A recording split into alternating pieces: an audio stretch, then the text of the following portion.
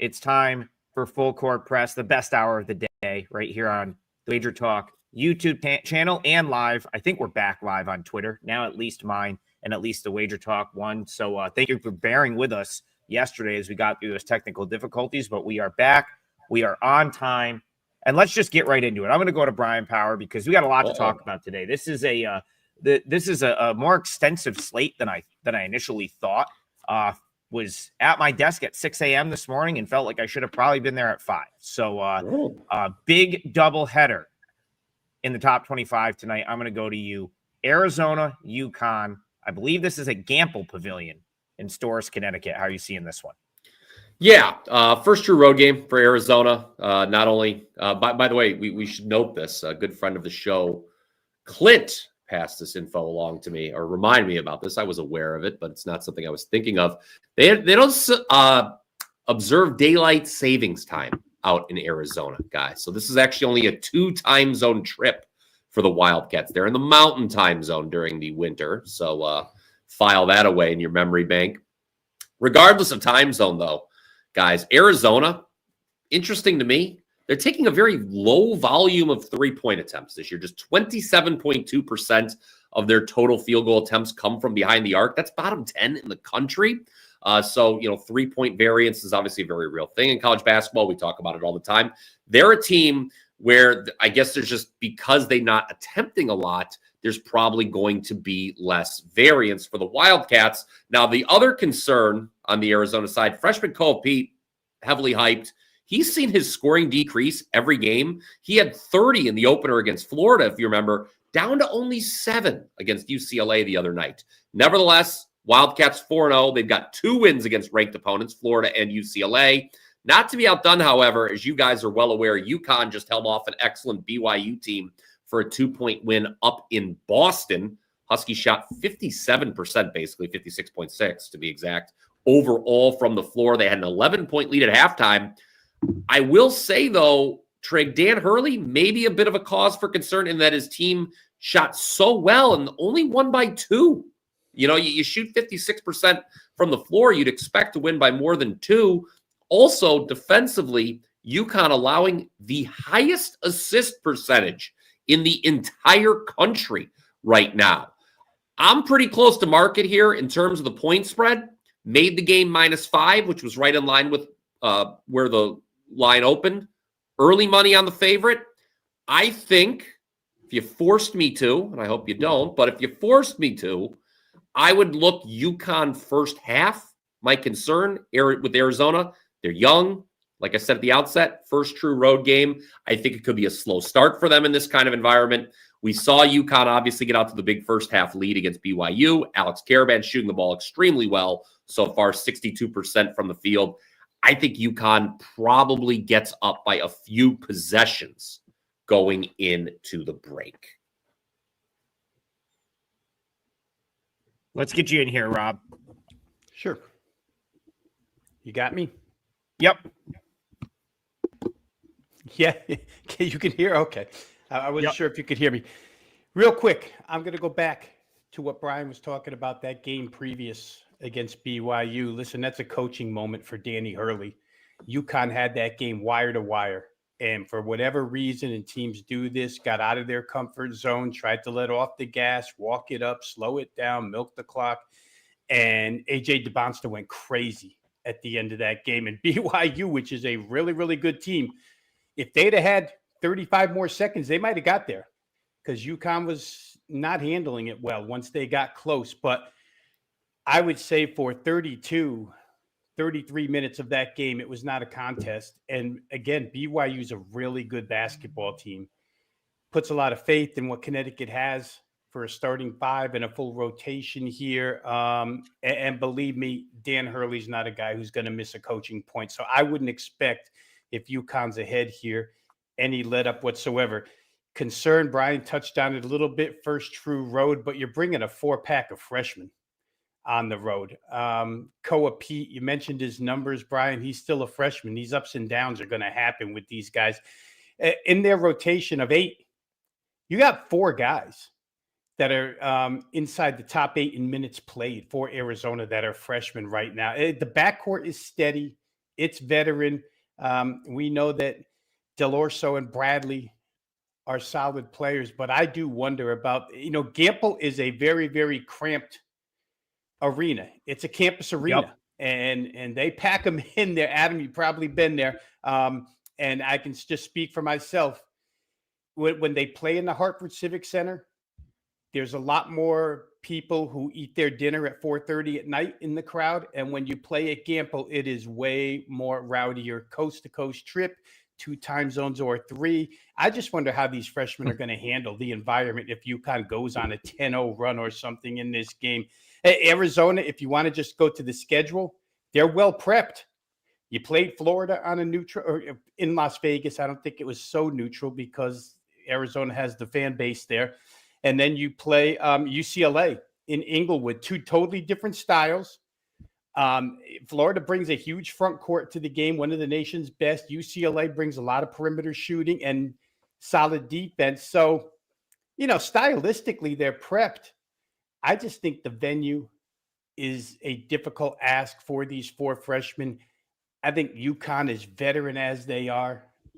Terrace Reed has become a terror under the hoop. Alex Caravan, talk about taking advantage of a COVID year. I think he's 6th or 7th year at UConn. They have a bunch of ball handlers. And one last thing to say is that, and Danny Hurley recognized this. I saw it watching the game the other night. Silas Demery was the guy in the clutch that they were going to for these key buckets. So you just add another guy to the list with solo ball, etc. I think UConn's probably the right side. I think the money is correct. I think UConn probably wins this game and covers. Yeah, I'll talk about Gamble for a second. My cousin went to UConn, lived in the parking lot that was like right on the other side of Gamble, and like it's such a better atmosphere with the kids there. Like, it's not to say that students won't go to XL Center for the games, but it is first of all, XL Center is a pain in the ass to get to from UConn. That is mostly for alumni. So many UConn alumni like stay in the Hartford area. So when you're down at downtown XL, it's going to be like vast majority is going to be like alumni there. And then you still have your student section, but Gamble is just a more rowdy atmosphere. You're right, Rob. Tight quarters. It's going to be packed. I always bump UConn up a point or 2 for home court at Gamble more than when they play at XL Center. So I think that'll be a fantastic atmosphere tonight. As far as, like, you mentioned Dan Hurley, and I talked about this last year too, and I feel like it's worth bringing up again because even though UConn still made it to the Sweet 16 or the round of 32 last year, played Florida great. They really had them on the ropes and could have won that game. I think people look at UConn last year as they underachieved, which is kind of crazy when you consider what UConn has done the past couple of years. Dan Hurley's the best coach in college basketball. Dan Hurley has the best staff in college basketball. All of those, you know how you see like Florida's assistant, the one assistant goes to Columbia. I think another assistant took a different job. Like, Hurley's assistants really don't leave. Like, all of those assistants could have jobs where pretty much wherever they wanted in like mid to small major. And he's been able to, like, for the most part, retain his coaching staff. So not only do you have Hurley, you have this elite staff. And to me, that's worth points on the number. And now you're talking about a UConn team that's, I don't want to say they're like undervalued. That's probably not the right way to say it, but like it's not like last year where they came in and they were like number 1 and like there was no value in UConn at all, or like the year before where they were coming off of another national championship. So it's like the number's right, but I would not want to bet against UConn in this spot. I'd have to find a way to play UConn. I also think that the way they run offense is going to confuse Arizona. A lot of screens. Arizona's got a lot of I don't know if they're equipped defensively necessarily to stop that. And then on the road where it can snowball, the crowd's into it. Suddenly it's that 8-9 point home, run where you get at home and suddenly you're down 10. That's why I don't want Arizona in this spot. Brian, go ahead. Well, I was gonna say, what do you think about the first half angle then? Because when I was breaking this down, with the number, it's now north of 2 possessions for the full game. Obviously, 3.5 is north of 1. But I just, you look at how UConn started last game. You look, I think we're all, the consensus here among the panel is that Arizona walking into Gamble is going to it's going to take them a little bit to find their legs. It's a tough environment to play in. That lends itself to a slow start from the visiting team. Brian, do you remember when, and Rob, I'm sure remembers this as well. Remember like 20 years ago when Duke was just just so good. And there was always that, like when you played at Cameron Indoor, the last like couple minutes of the half, it always seemed like they just gets away from the right at visiting the end team, of the first half. They had that knockout punch.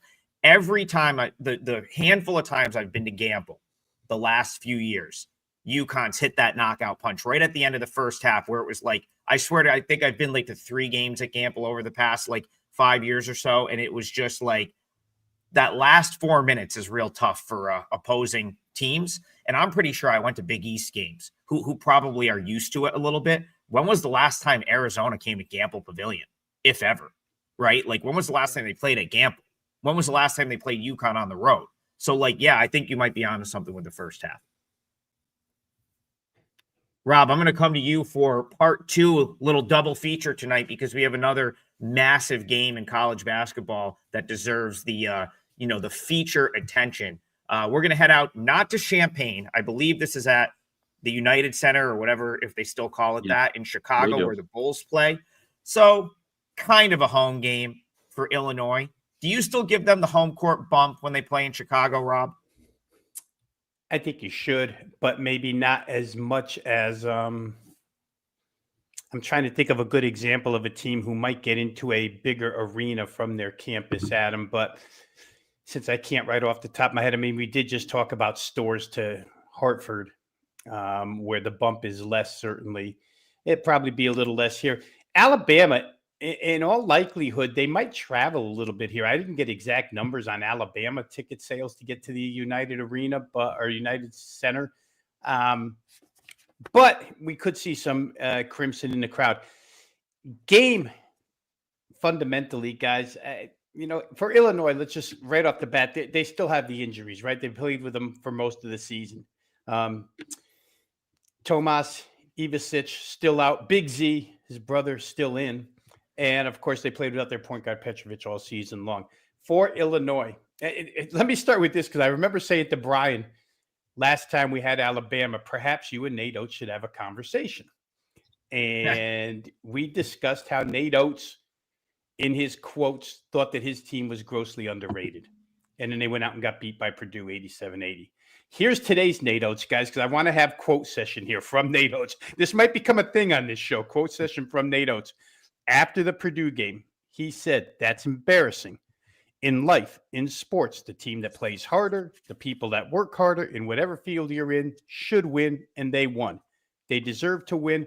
We're going to have to fix some stuff." He went on. "We've got issues on the glass. We knew it in our exhibition games. We knew it in our intra-squad scrimmages. We knew it up at St. John's, but we did a pretty good job. We out-rebounded them by like 1. Until we figure out how to make tougher plays, rebound the basketball at a much higher level, we're going to have a hard time beating the best teams in the country." Nate Oates, far cry from we're grossly underrated. He sees a distinct problem with his team, but I don't know that they're going to have as big of an issue in this game on the boards as they had against Purdue, because remember that Kaufman-Wren came back in that game. Oscar Clough, those two guys together, they just seem like vacuum cleaners on the boards. I don't know that Illinois has that on the boards against Alabama. So I'm going to let that go a little bit. What I will say is, in Alabama's 2 games against really good teams, Nate Oates has proven right in his quotes. I mean, they win by 7 at St. John's. Offensive rebounding, they're +6. Let's just go to offensive glass where you get second chances, right? They're +6 against St. John's. They're -12 against Purdue, and they lose by 7. So he's got a point. Illinois was out-rebounded by Texas Tech in that game. Texas Tech is not the largest team in the world. I mean, they're smallish as far as height is considered. So Alabama stands a chance here. And I'll say this, Illinois beat Texas Tech, but how about a 23-4 free throw advantage? +19. Texas Tech only shoots 4 free throws in that game. Are you kidding me? Alabama, they haven't shot the most amount of free throws in the country, but as guard penetrators and as a team that's attacking the rim all the time, they're likely to shoot more free throws than that here. On top of that free throw disadvantage, Texas Tech only shot 27% from 3. They're not a team that thrives on 3-pointers like Alabama is. So this is a different animal, I guess is my point. Alabama probably doesn't have the same glass disadvantage as they had against Purdue. Alabama shoots the 3 much more than Texas Tech. I think they had 16 makes against Purdue. Nothing wrong with that. And Alabama certainly is a quicker transition team. That's probably, Illinois likes to run. You want to get out and run with Illinois and you're better than them. I could see Alabama winning this game, guys, United Center or not. They did it against St. John's, a team that's more toward their tempo. I just feel like they might be a little better than Illinois at what Illinois does best. If they lose the rebounding hugely in this game like they did against Purdue, I'll probably lose the bet. But I don't think that's going to happen because, again, Kaufman, Wren, and Clough are different than what Illinois has for rebounding here. So I like Alabama in this spot plus the points, and maybe their team total even gets over. You see the move on this total, right? It's like 182 or 183 right now. A lot of points. Alabama's team total is in the 88.5 range, I think. And again, it will be played in high octane style. Yeah. It's funny that Rob pulled those Nate Oates quotes. When I was putting them down in my notes for this game, I was like, I wonder if Rob's going to get these too, because they were pretty telling. But look, we know, obviously, and Rob just alluded to it a moment ago, we all understand what a Nate Oates coach team is going to look like. They led the country. Alabama did an adjusted tempo in last season. They're 4th so far this season in that department. They hung 103 on St. John, so they certainly could score. But the issue, as Rob alluded to, at least in the early going, has, by their own admission, Alabama's own admission, has been rebounding. They were out rebounded 52-28 in that 7-point loss last Thursday to Purdue. And it's interesting that Rob was able to isolate the Texas Tech game, Illinois' rebounding there. I guess because what's interesting is the Fighting Illini come into this game with the second best rebounding differential in the country right now. And I marked that down as a red flag, but I guess that, when Rob isolates the Texas Tech game, what that boils down to is Illinois was able to out-rebound its lesser opponents. So, I guess that's where that rebounding differential comes from. Now, the Illini have their own issues. They don't force turnovers at the defensive end. They're actually bottom 6 in the country in that department. That's concerning. So if Alabama is able to continually get shots up, guys, with the number of possessions they typically have, might be a long night defensively for Illinois. Trig at the outset. You mentioned the game being played at the United Center. Not a true home game for Illinois. On a neutral, I would make this spread Illinois minus 3.3. We should probably give them some bump for home court, but not a full 3 points, obviously. The total is going to be what catches a lot of people's eye. Rob mentioned it. We're already up to 182.5 from an opener of 178. I don't like the idea of betting a number that's already moved a couple points off the opener, but the over is the only way I would look. I would not bet under in this game under any circumstance. That would be a miserable 2+ hour viewing experience, first of all. And obviously, with the way these teams play, I just don't think it's a fundamentally sound bet. I could only look over in terms of the total here. Yeah, I mean, the only argument I think you can make for the under is, I guess, would correlate with Illinois having some success, because Illinois really needs to try to slow this game down if they can. You could pretty much set your watch to, at this point, like a Nate Oates game is going to be to the rim, jack up a 3. They want to play as fast as humanly possible. So now I'm not saying Illinois is going to do that. I'm just saying that's kind of what Purdue did, and that's probably it makes sense for Illinois to want to take the air out of the ball a little bit if they can. That's a whole nother thing.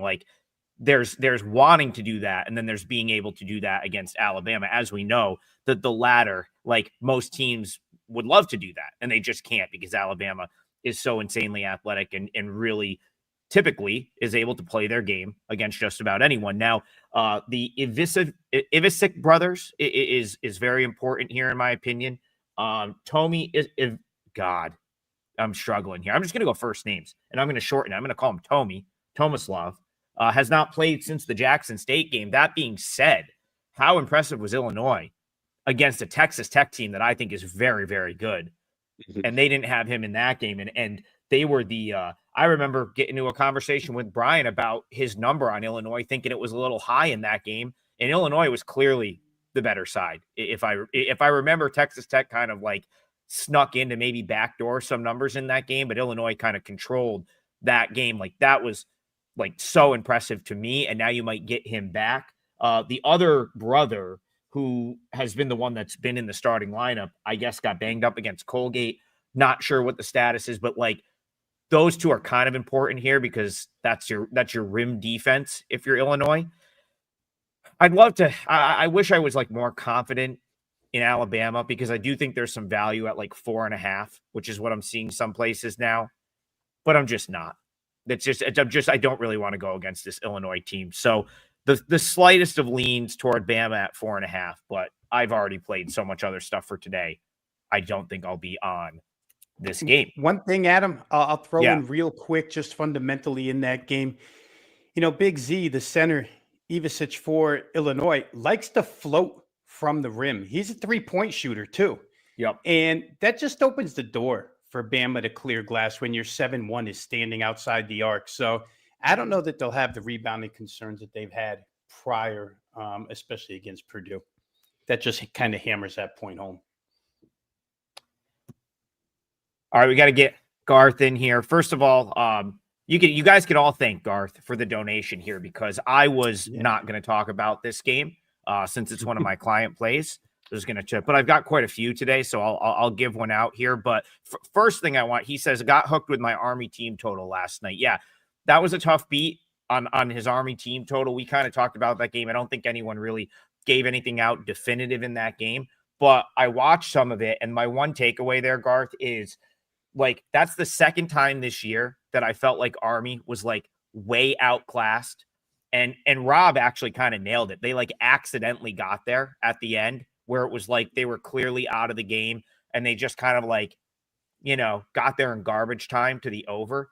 There's 2 games now. The other one was when Brian Power and I were at the Michigan State game, and I was complaining to him that I didn't get St. Thomas in, and then Army somehow hung around with them as well in a game that they really never had a chance in. So it's like the reason I'm bringing this up is Army is I think even worse than now their current numbers are showing because they've now hung around and covered against Cornell and against St. Thomas in games that I never really felt like they had any sort of chance. So I would just, little bonus here, not going to help you today, but I'd have a big circle around playing against Army, not only next time out, but like when they play someone worse that's like more in their weight class. You know, it's not maybe as a 15-point dog, but soon they're going to have a game that comes up and they're going to be like a 3-point underdog or a favorite against another bad team. I think you fade Army in that spot. As far as your play, Garth, I'm with you. He says thoughts on Wyoming Sam Houston game. I'm leaning Wyoming money line. Well, I gave this out this morning to clients. I took Wyoming plus 2.5. I think it's probably still there. This is a 3% play for me. And the reason, so couple reasons I like this game. One, it's as much of a fade of Sam Houston State for me as it is a play on Wyoming. 2, I just felt like Sam Houston was getting too much credit for being home. Sometimes Wyoming gets like, you'll see books attach points to them for going on the road because when you get into the season, they're home road splits. I know Brian's nodding because he hammers away at this, Mr. Mountain West, always on the home road splits. Like, and I'll let you kind of jump in a second. Like going to Laramie and then them on the road is a whole different ball game. But like when you have to travel in the Mountain West, it's a lot different than early season going down to play Sam Houston State in Texas. So I felt like there was too much given for home here for Sam Houston, and I just don't think Sam Houston is going to be able to stop Wyoming's offense in this game. And I just don't trust Sam Houston to put enough points on the board to stick with Wyoming. So that was kind of my handicap here. I took the 2.5. Weigh in on the home road stuff there, Brian. My take is really simple and going to be very brief. I just disagree with this line move, the way it's going. I made this game a pick. It's something that I would not have played initially. This is not a game but if this gets, and you talked about where it's at right now, most places have it at 2, FanDuel 2.5. If I were able to get a 3 on Wyoming, I would absolutely join you. I think, Trig, on this one. I think this line, as I look at the odds screen, this one's moving in the wrong direction. I get it. Wyoming historically has been a great, obviously football, basketball. I don't know what it is in the other sports. They always have a tremendous edge at elevation in Laramie, and then they kind of stink when they travel. But this is a situation where, I don't know, maybe people are just banking on Wyoming's history of struggling on the road, and that's why the line's moving the way it is. I just don't agree with the way this line is moving at all. Again, I made the game a pick 'em. And I think real quick, guys, I'll just add my 2 cents from a totals perspective. I find it hard to think that Wyoming won't get to 80, Adam. Their team total here is, let me look for an update, but I think it was 79.5 when I looked earlier today, maybe 78.5, can't remember which. But nice time to tribute the name Sundance Wicks, who came in here last year, and he's completely reshaped the style of this team from a miserably slow molasses-style tempo that you expect from Wyoming football and Wyoming basketball. Go back into the Wayback Machine ever since Fennis Dembo played at Wyoming, and they were a quicker and really good team. This team gets up and down the floor a little bit. They can shoot it. Sam Houston State may be garnering some respect because they're better tested. They played Texas Tech. They played Utah. Give them credit. Texas Tech still beat them by almost 20, maybe more than 20. Not staring at the final right now, but I know they beat them pretty good. Utah beat them. It was somewhat closer. And Wyoming doesn't have those two on their resume. But to me, Wyoming's just a better team at this point. You know, I played their team total last game, and they got there for me. They scored 93. I think they do it again here. Sam Houston State likes to run. The game's going to be up and down. The betting market has absolutely gone crazy on the total, pushing it up. I think it's about a 7-point move now. I could somewhat concur, but I really like the underdog side here scoring their share, which, like I say, I believe is going to be over 79.5. So that's the way I'm going to look. Like that Wyoming guard play here, guys. For those who haven't seen and you get a chance to take a look tonight. And let me just, before I stop here, let me just thank Garth every day with the donation. Every single day. Donation. Appreciate you. Thank you very much. Absolutely appreciate it. And he's been asking about games we've been for the most part getting right. So we kind of got to keep it going here. So the only other thing I'll add there, just Rob, I think you kind of are on the right track with the Wyoming over. Again, it's really just more. I've been very impressed with what I've seen from them offensively thus far. But the one point I'll kind of make about Sam Houston here is I still think they're getting like a little bit of respect from like their preseason ranking, because the only 3 games this team has played so far was a non-D1 game that they won, and then they lost to Texas Tech and Utah on the road. So I feel like people are kind of looking at it like, oh, okay, well, they played Texas Tech and Utah, almost as if they're getting credit for playing those 2 games when they still lost. Now they did cover against Utah and actually played pretty good, but like I almost feel like they're getting like credit for like playing those 2 games when it's like, okay, so you played 2 power conference teams, you covered against one, you got run out by Texas Tech. Like I'm still trusting my this is one of the few scenarios where I'm still willing to trust my like preseason assessment of Sam Houston State, because they really haven't played an opponent that's in their weight class yet. You played a non-D1 and you've played 2 teams that are from power conferences. This is an opponent in their weight class, and it's an opponent that's better than them in said weight class. I don't think Sam Houston's going to score enough to keep up with Wyoming. Simple as that. So this will be my parlay leg.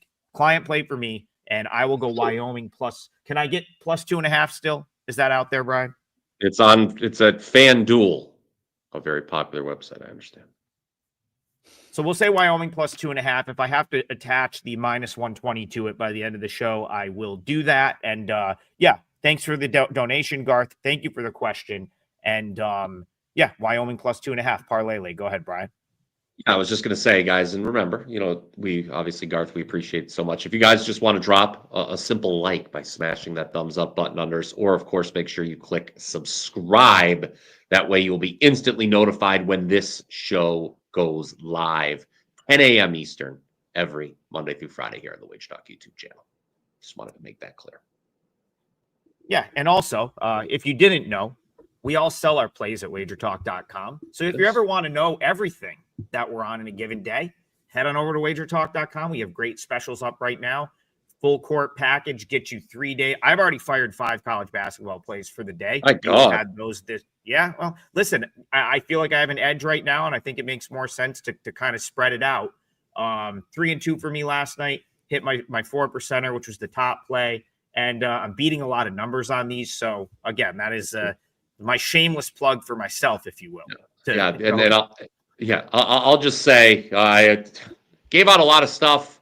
Obviously, Iona here on the show. That was a nice play. Yes, very easy. I wish that was my $5 Tuesday play, because my $5 Tuesday play in football on Bowling Green, that was one of the most unconscionable interceptions at the end of the game that you'll ever see. I thought we were stealing it the whole way. I really felt good the whole way. And sorry, gang. I know a lot of you guys jumped on board that $5 play in college football. That was a loser last night. But hopefully you caught some of the free plays here on the WagerTalk YouTube channel, because we gave out some winners.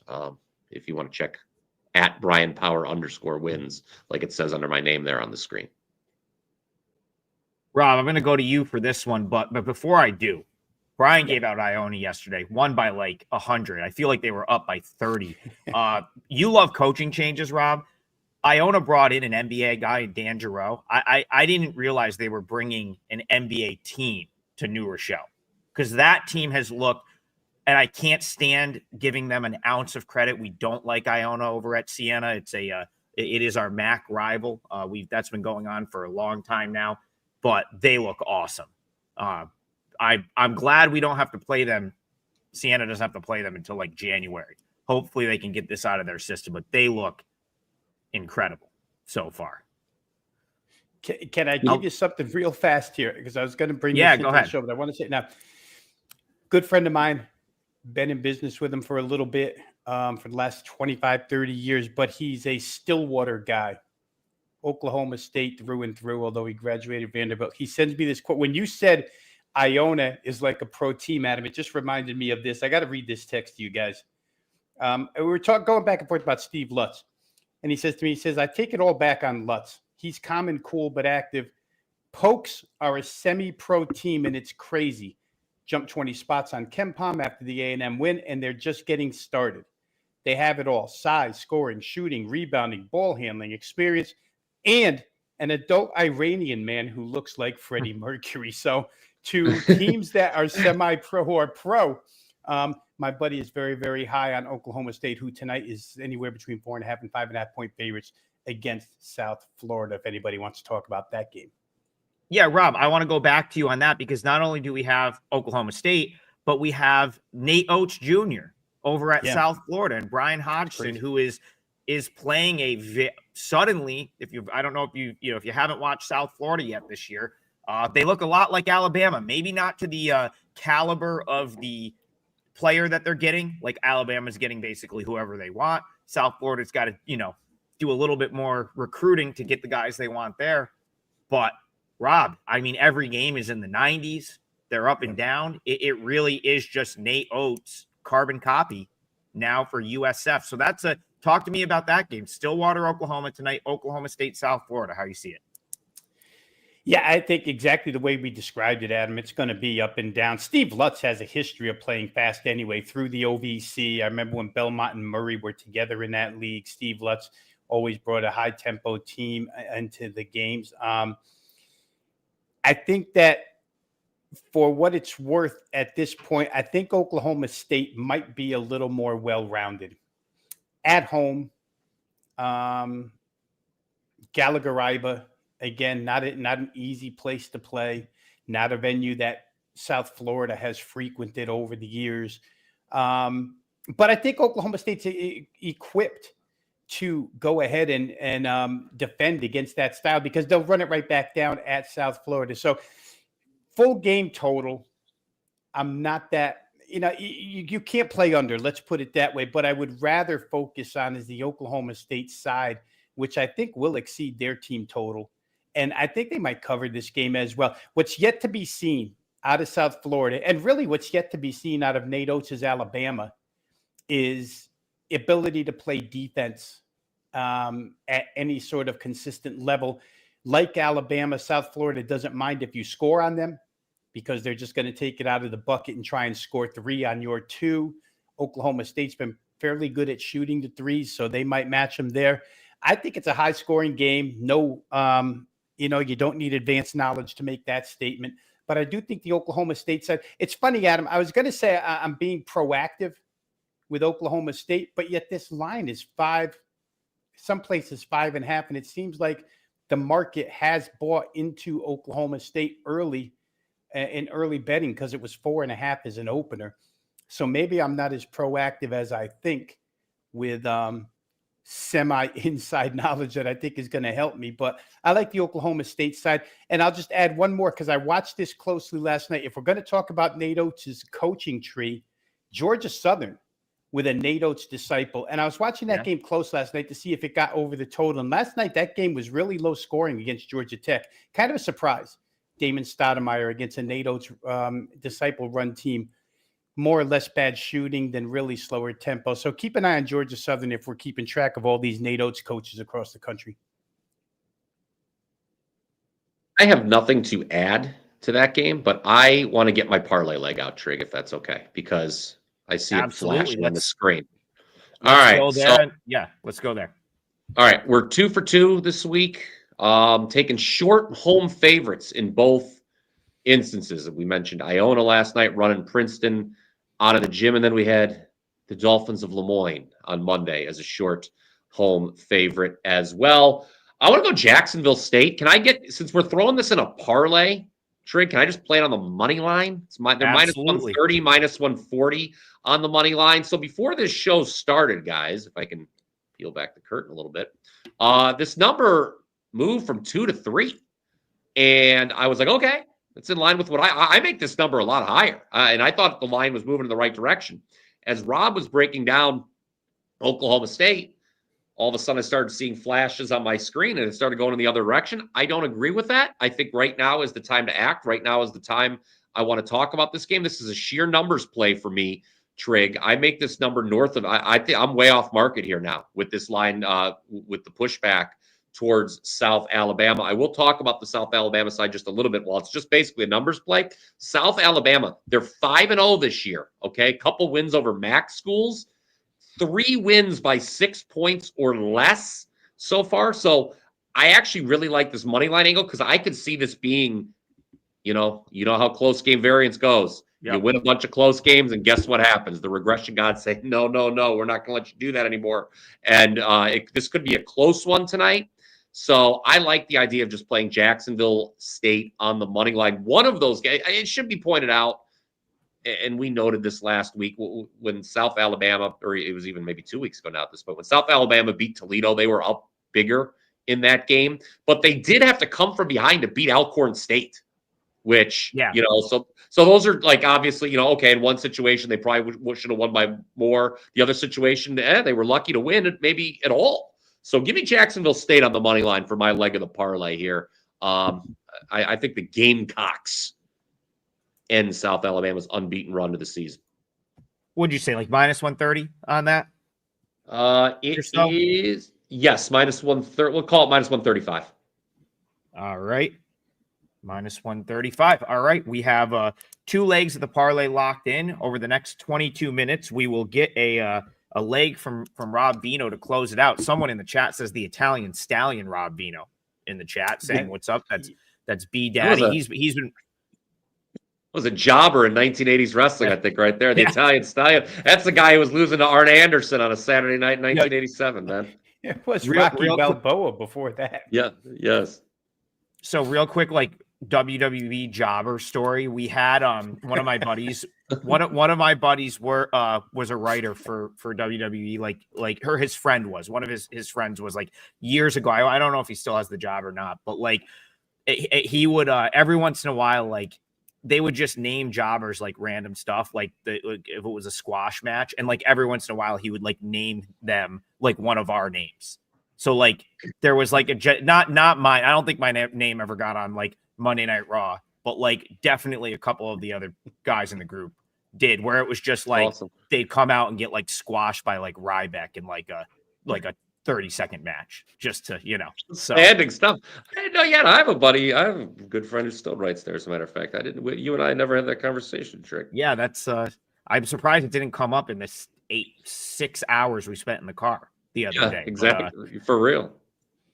All right, Jay Buff, we're coming to you. And also, Aaron Pauling asked about this in the comments of yesterday's show. So that's another thing. Jump into the comments of the YouTube replay on these and just interact with us. We will answer most of them. If you have a question for the next day, like we're trying, I try to get in there a couple of times a day. So if there's a game that doesn't come up on here that you have a question about, hop in the comments on the YouTube replay and one of us will get to it. And in Aaron's case, I know he said he might not be able to watch the show today, but we're going to get your game, and it also happens to be the game that Jay Buff wants to know about. He wants to discuss Dayton plus 5.5. Says he really liked this game when he dove into it. Has not been impressed with what he has seen from Marquette so far. So, and I'll start by I'll go to Brian, and then we can go to Rob next.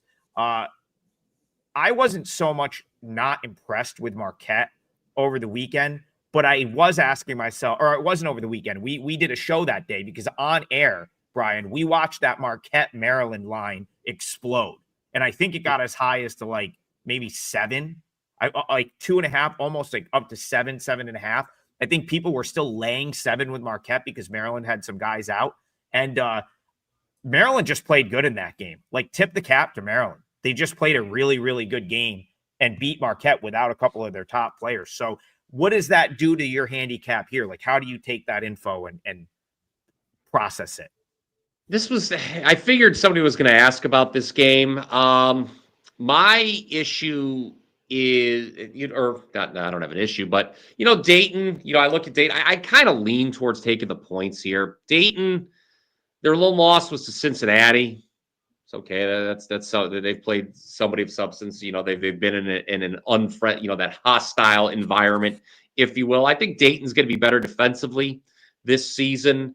Meanwhile, on the Marquette side, you talk about Saturday's loss to Maryland.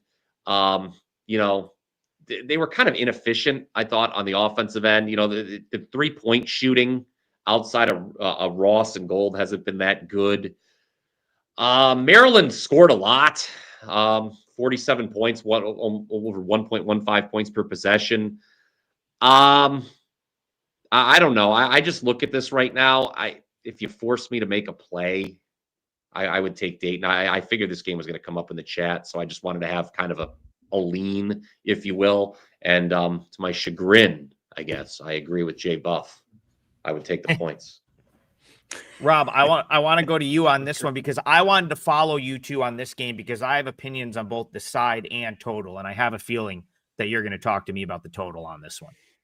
Yeah, and I look to the underdog side here, Adam. I would isolate and play Dayton's team total over. It's 73.5. It's the lower of the two totals because they are the underdog. And for what it's worth, with the Marquette side, it's been up-tempo basketball nonstop.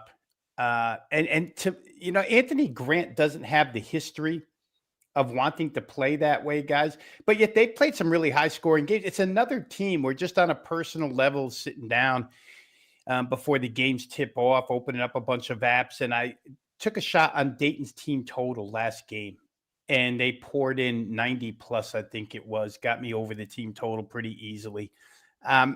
So they have that ability to score against a defensive team that's going to, again, in Shaka Smart typical style, if they're not able to come up with steals, they're generally not a good defense. Trace them back to VCU. VCU was never a good half-court defense. They're always a good trap, steal, run-out defense.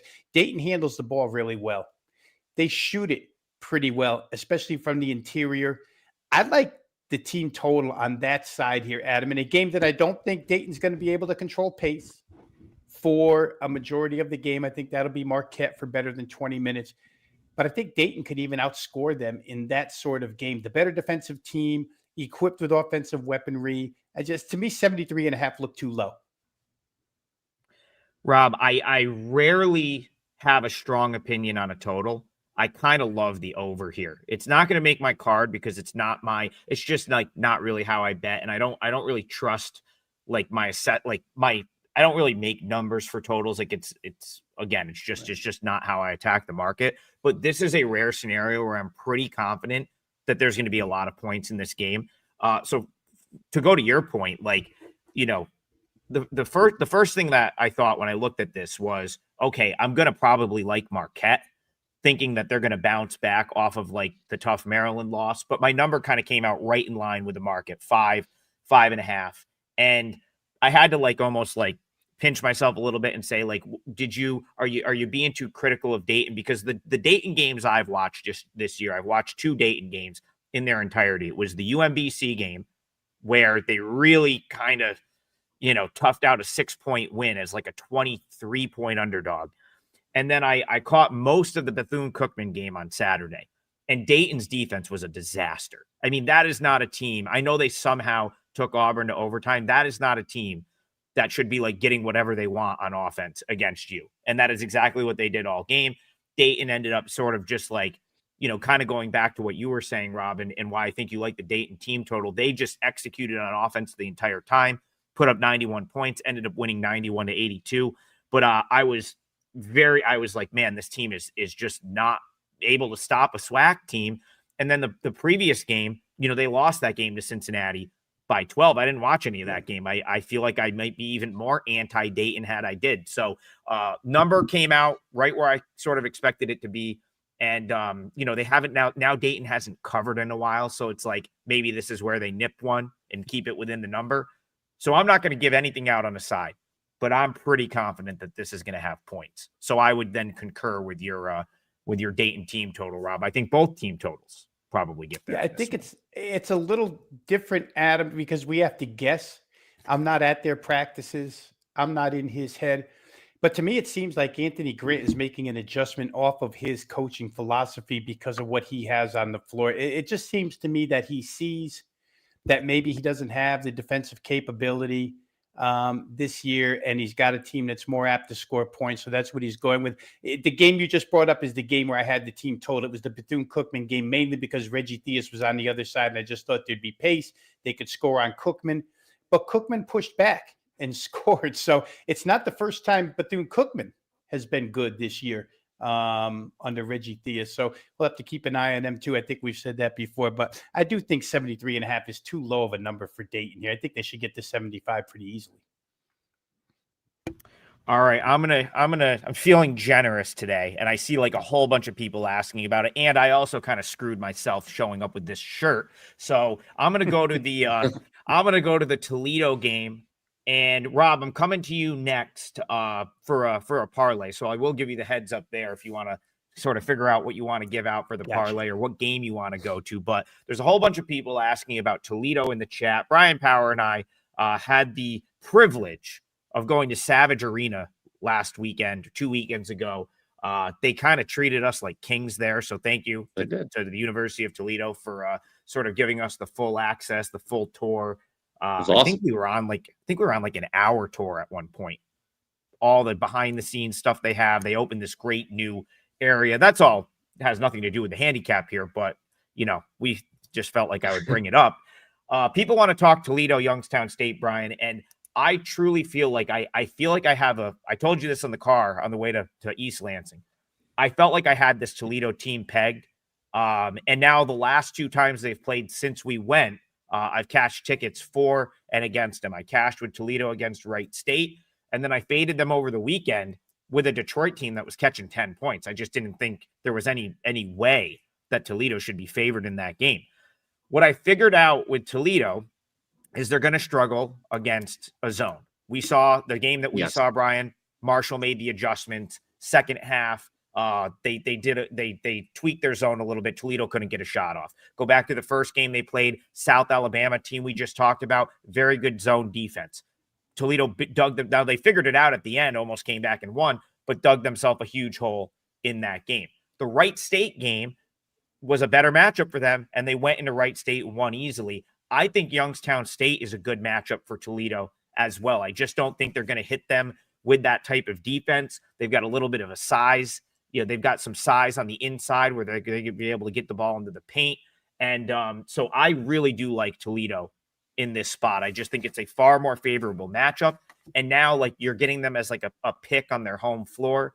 Lost a couple of home games in an arena that they really don't lose at home that often. I think Yeah. they get this one here. You are nodding. Do you agree with Toledo money line? I played that for Yes. clients 3% earlier. Yes, they're 0-3 against the spread at home so far with the 2 outright losses to start the year to the aforementioned South Alabama and the game we were at against Marshall. Then they don't cover against Detroit. That was a winner for you. They were laying 10, won by 7. I think it's time for the Rockets to cash at Savage Arena. I would concur and co-sign with that play right there on the Rockets. What do you think they're serving for dinner tonight? There is the real question. I don't know, but man, I'll tell you what, man, those tacos smell good. I mean, the Lord knows I don't know. I wound up eating enough tacos that Saturday, but man, I was about ready to just kind of like just duck out on our tour and just start stealing tacos. But yeah, man, they had like 8 different food stations out for like the season ticket holder folks. Yeah, like, if you're a season ticket holder, you're getting treated like a king at the Savage Arena. Yeah, man. If you have access to any of those private areas at Toledo's arena, it is far exceeds your typical like mid-major experience, I would say. Mm-hmm. And just to be clear, Toledo money line -115. That is another one of my client plays. Like I said, I'm feeling generous today because I've got like 5 plays. I'll probably add others. It is the holiday season.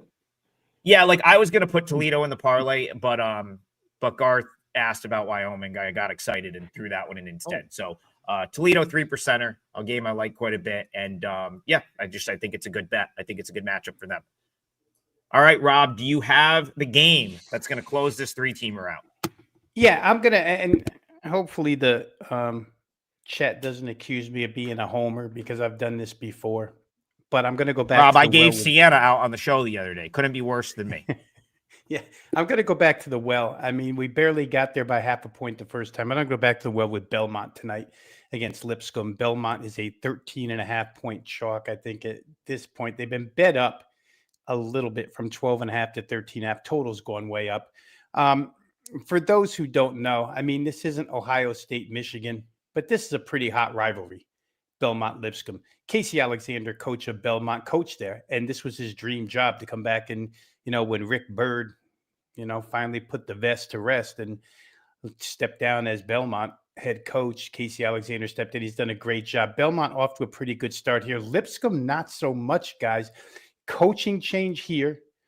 And, it appears that there's a little bit of a difference. First of all, Lipkcom is generally a very, very good shooting basketball team. It's how they win games is by offense, not defense. And this year, their shooting numbers are drastically down against not so hot schedule.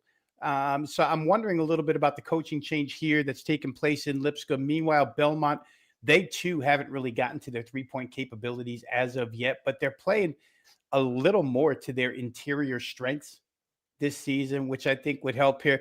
There's going to be a lot of emotion. There'll be full focus on both sides. I think in this one, Belmont, if they don't get off to a fast start and open up margin early, I think they pull away late. They've just got the better, Lipkcom's got returning personnel, so it kind of makes no sense that they're stumbling the way they're stumbling out of the gates.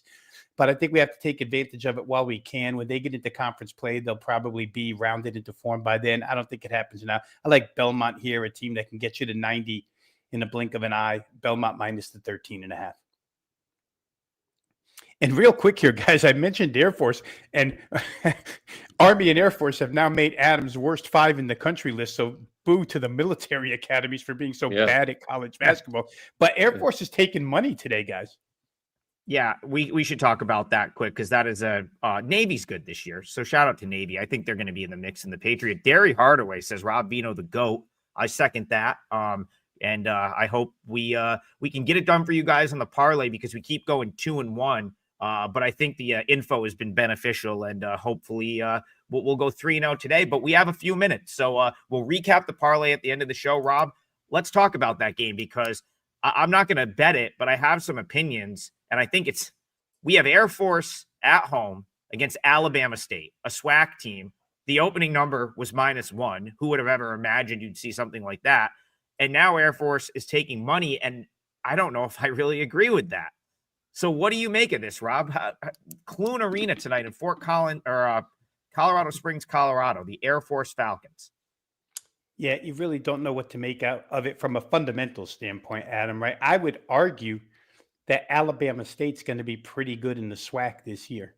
But how often does Alabama State travel to the altitude of Colorado? That's your problem here, and probably why the money's come in on the Air Force side. I mean, Alabama State, are they going to be gassed 10 minutes to go in the game and just watch Air Force shoot a few threes and open up some margin? I'm not sure.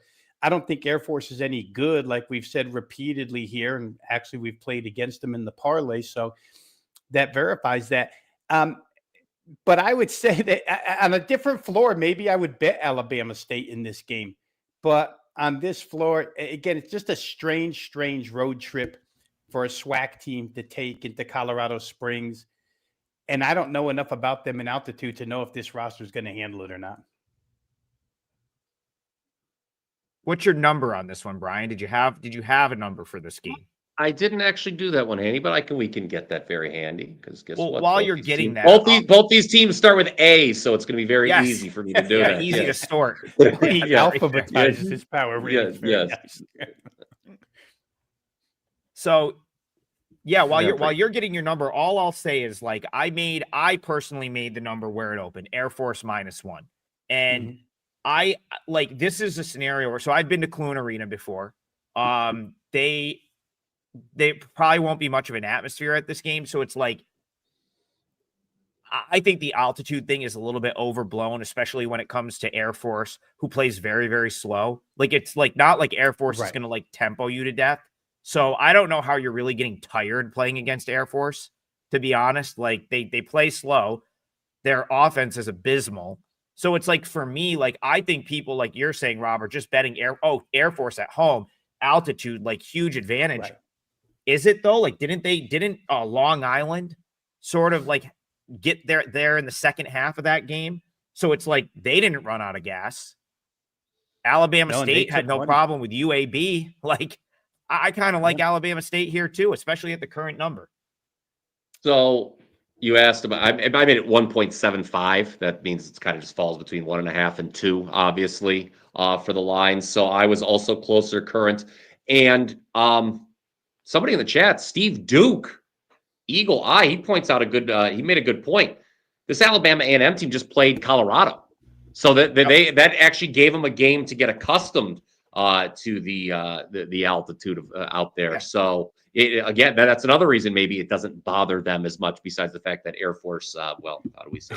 Left out of the conversation is they lost by 28. That is true. Yeah. But at least, I mean, but they've been there since Sunday. They've been there since Sunday, so they should at least be a little more acclimated. Yeah, walking around to it. Now, whether or not they can play basketball in it is, I suppose, a different story. But yeah. Oh, yeah. Matt says so. Matt here says he bet Alabama State +3.5. Listen, like, I can't argue with that bet. I think at that number, you made a good bet at a good number. What happens will happen. We'll see how it goes, but I don't think that's a bad bet right there. Air Force 350th in adjusted tempo trick per Ken Pump. So just to put a number behind what you were saying about how they're not exactly looking to run you out of the gym, fly you out of the gym, as that may be. Got to go chase their 3-man weave, Brian. Yeah. Yeah. Yeah. Every once in a while they hit a nice back cut, but that is an abysmal offense. And last year they would have, like, Ethan Taylor would bail them out every once in a while. He was a very, very good individual talent that they had. I don't think they have that this year, and I think that's why you're going to see them be historically bad for a Mountain West, like, sort of power conference team.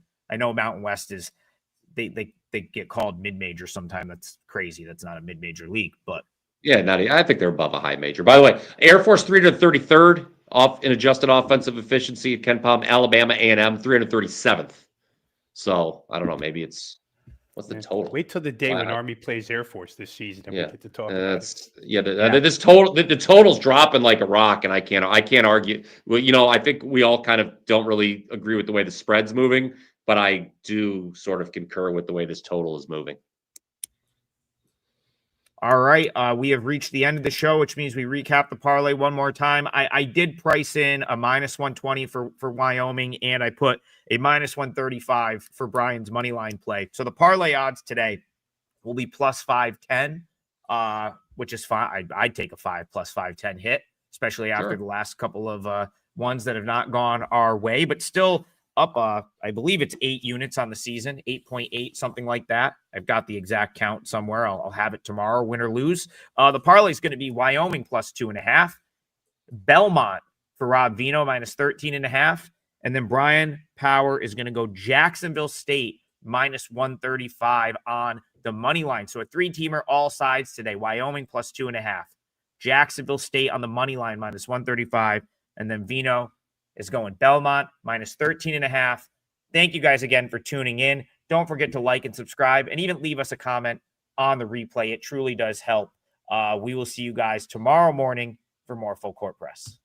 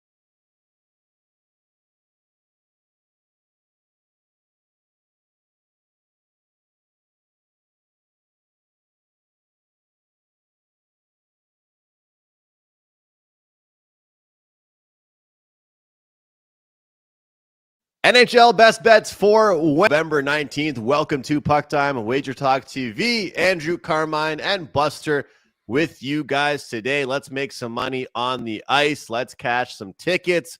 We've got sides, we've got totals, we've got props, lots of stuff to look at. Carm, it should be a good day on the ice today. Yesterday, I started out 2-0, and I ended the night 2-2 in the NHL, which I am not happy about. I'll tell you what, I cannot get an empty net goal right now to save my life.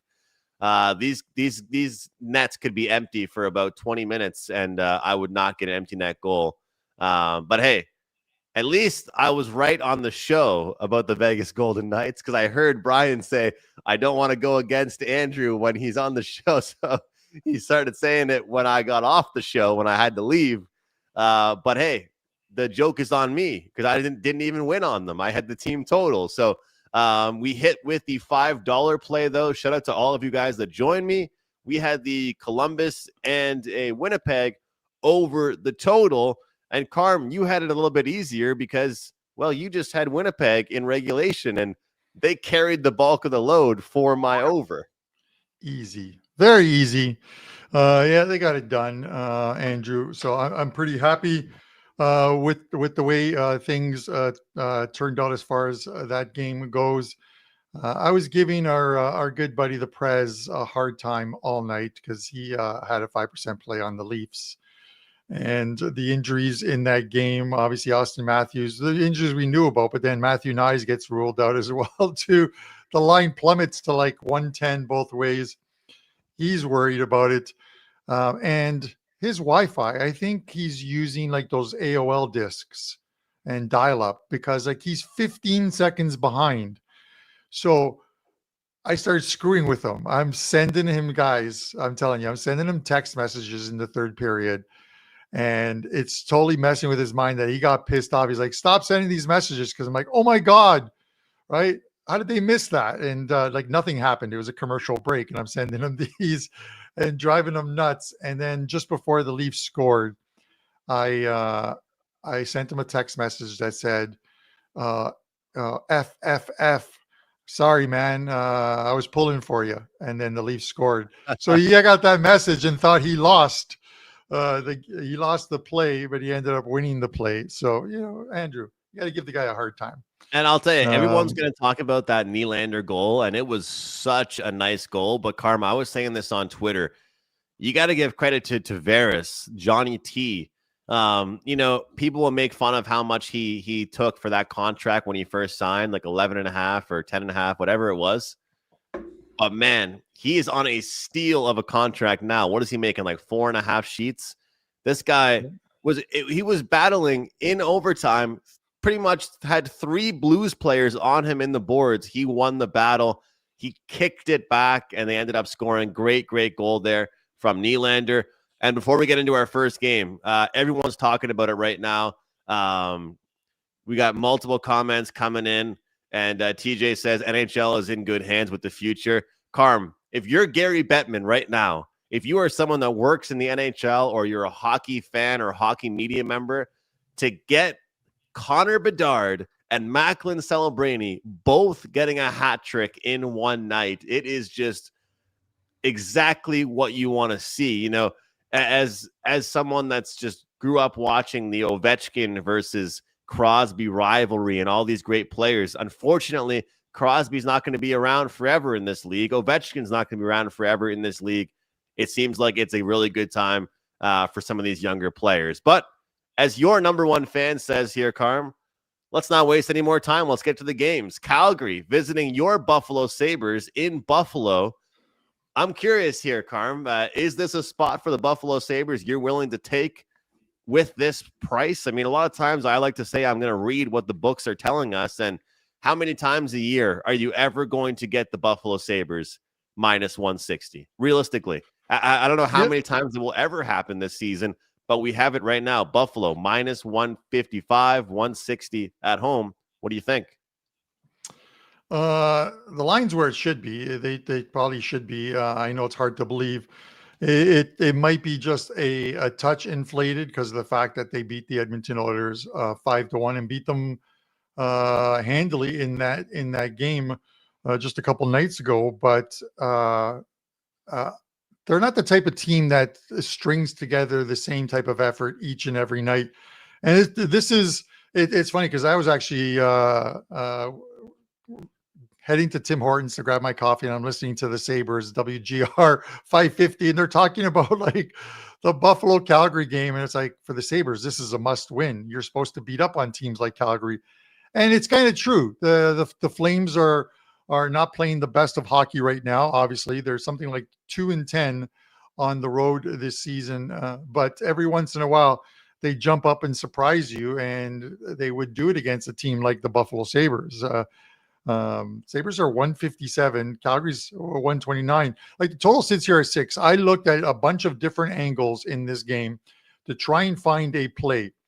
And what have I always said to you, Andrew, and to you guys in the chat? When you look at a game and you're trying to find a play within that game, you look at the full line, you look at the first period line, you look at puck lines, the regulation lines. If you're struggling to find a play, then it should be no play. Something should always stand out to you. Should the Sabres win tonight? Of course they should win. The first period, you can't play the first period on the money line or the first period total with these two, because they have statistically this season, they have bad numbers. The Sabres, as far as first period totals on the year, have a negative ROI. And I believe it's the same thing with the Calgary Flames, who don't score a lot of goals. And that's what's keeping me off of the total. Total sits here at 6, and it's a total that I very well could land on 6. You're going to have to see a lot of penalties in order to get and power plays to get this over that number. And even then, you might not get it. I get it. Former goalie of the Buffalo Sabres, traded by Adams he was traded to San Jose for a 7th round draft pick. Andrew, imagine that. Cooley traded to San Jose for a 7th round pick. He hasn't been bad. He's only played a couple of games. Dustin Wolf's the main guy in Calgary right now. So, for me, it's one of those ones where I think this is his 3rd start of the season. His goals against average is something like 1.75. He's got a save percentage over 9. He would love to come back to Buffalo and stonewall this team. There's it's a completely different narrative for a team that's going nowhere. That is like, let's win one for our goalie and play well defensively. Like anything, I'd probably lean to the under. If this was 6.5, I would be on the under. So this is telling you at 6, I don't even want to be on the over. So with that said, Andrew, it's a slight lean to the under in this one, and it would not surprise me if the Calgary Flames pulled off the upset at plus 129. So those are my thoughts. What are yours?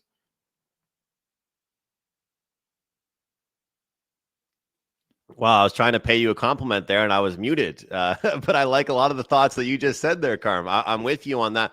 And this Flames team, last 10 games, 5-on-5 expected goals against. Number 1 team defensively right now, 5-on-5 last 10 games. So something worth noting here for this team. I think that when you look at this spot here, I know that we don't talk about splits as much in NHL action as we do probably in NFL. The sharp, square, all that stuff. This spot here, Carm, you got the second half of a back-to-back. You got the backup goalie. You got the Buffalo Sabres playing the best they've played in all season. Couple good games in a row. Does it seem like a spot where anybody in the world would want to be on the Calgary Flames? And it kind of makes me want to be on them. It kind of makes you want to be that contrarian. But I like the under just like yourself in this one. Sometimes when you look at a game, you realize a team is not going to be able to go goal for goal with their opponent. And I know it might sound like I'm giving Buffalo too much credit, but I don't think this Flames team is going to be able to go goal for goal with the Buffalo Sabres. And you know what? Chicago, a lot of people liked them as a dog last night, and they get the job done. And simply, Carm, they had more talent than Calgary did. Like, Bedard gets a hat trick, that's great. But either way, that team still looked like they had more speed and more offense to them. So one thing that I've been looking at lately is that there's some times where fatigue can lead towards over. Like, for example, one thing I've noticed, Carm, that I used to bet the overs of a last game of a road trip for a team.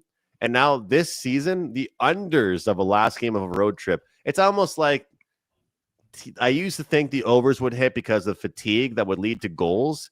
But sometimes that last game of the road trip or even second half of back-to-back, the formation, we'll channel some of your soccer instincts, Carm. The formations, like the tactics of how the team is playing, they're sitting back more, protect the goalie, protect your end of the ice, be a little bit more neutral zone. So maybe we'll get that tonight, but I do lean towards the under a little bit here tonight. I'm with you on the under. I like that. Yeah, and you almost want to look at it, like how we correlate who you like is how you bet the total. Sometimes if you like the Sabres, then if the Sabres win, it's likely going to be a game with some goals. Sabres don't get into a lot of low scoring 2-1 type games, especially if you look at their games recently. There have been some higher scoring games, even if they're on the wrong end of it. The game in Detroit didn't look like it was going to have some goals. And all of a sudden, before you know, boom, it's 5-4 in overtime for the Buffalo Sabres. Sometimes they get them. It's what kind of a game does Calgary come and play? at the end of the day, you're looking at it. And when you're looking at numbers, guys, you're looking at the Sabres and you're seeing 157 and you say, well, the Calgary Flames are, you know what I mean, for no disrespect intended, but man, they're a shit franchise right now. Yeah, they're last place in the Western Conference, 13 points. You know who was also in last place? The Buffalo Sabres with 18 points in the Eastern Conference. And one team is laying $1.60. If they played this game 10 times, do the Sabres win 7 of 10 in order for you to be profitable?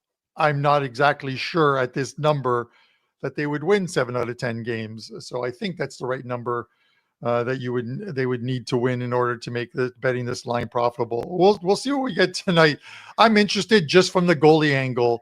I don't even know what the Sabres got as a 7th round pick, who they drafted when Kevin Adams sent him over. I'm not sure if you can find it, Andrew, while I'm looking. I'm just going to add, Carm, the funny thing is Cooley is 0-2-1 on the season, but he got a 1.75 GAA and 9.35 percentage. Yeah. It's like, how can you be 0-2-1 on the season, but you have a 1.75? That goes to show how bad this team is offensively, right? They just can't score.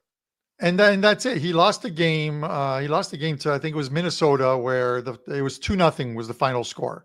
And one of the goals was an empty netter.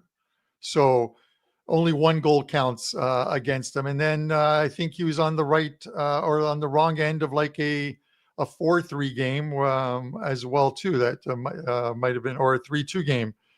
I think it was a 3-2 game. So it's not that he's been bad, but it's been all dust and it's been all wool for nothing, right? So this is sort of the thing. And with Calgary, they're just going to stick with Wolf. You know, other teams where there's been a heavy workload, guys like Connor Hellebuck, he is going to get the best thing that the Winnipeg Jets could do with him is give him some nights off, kind of like they did yesterday. I had no problem last night when I heard Eric Comrie was the goalie for Winnipeg, because he is a good backup. He just, especially in a style that the Winnipeg Jets play, where they swamp you in their defensive zone, don't give you a lot of O-zone time, keep the shots on the outside.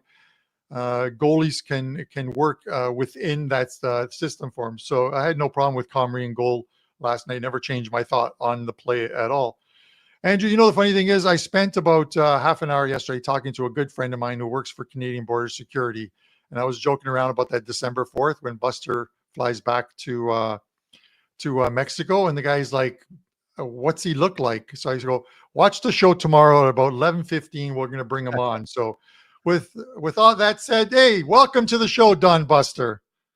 Thank you very much, Carmine. Thank you very much. And for me, I'm very fortunate that I don't have to worry about any of that stuff going into Mexico, or, you know, any kind of cavity searches at all, because a very good friend of mine, he actually does all the IT work, his company, for Quintana Roo, which is all through Cancun and everywhere, and the Yucatan, which is in Merida, where I live.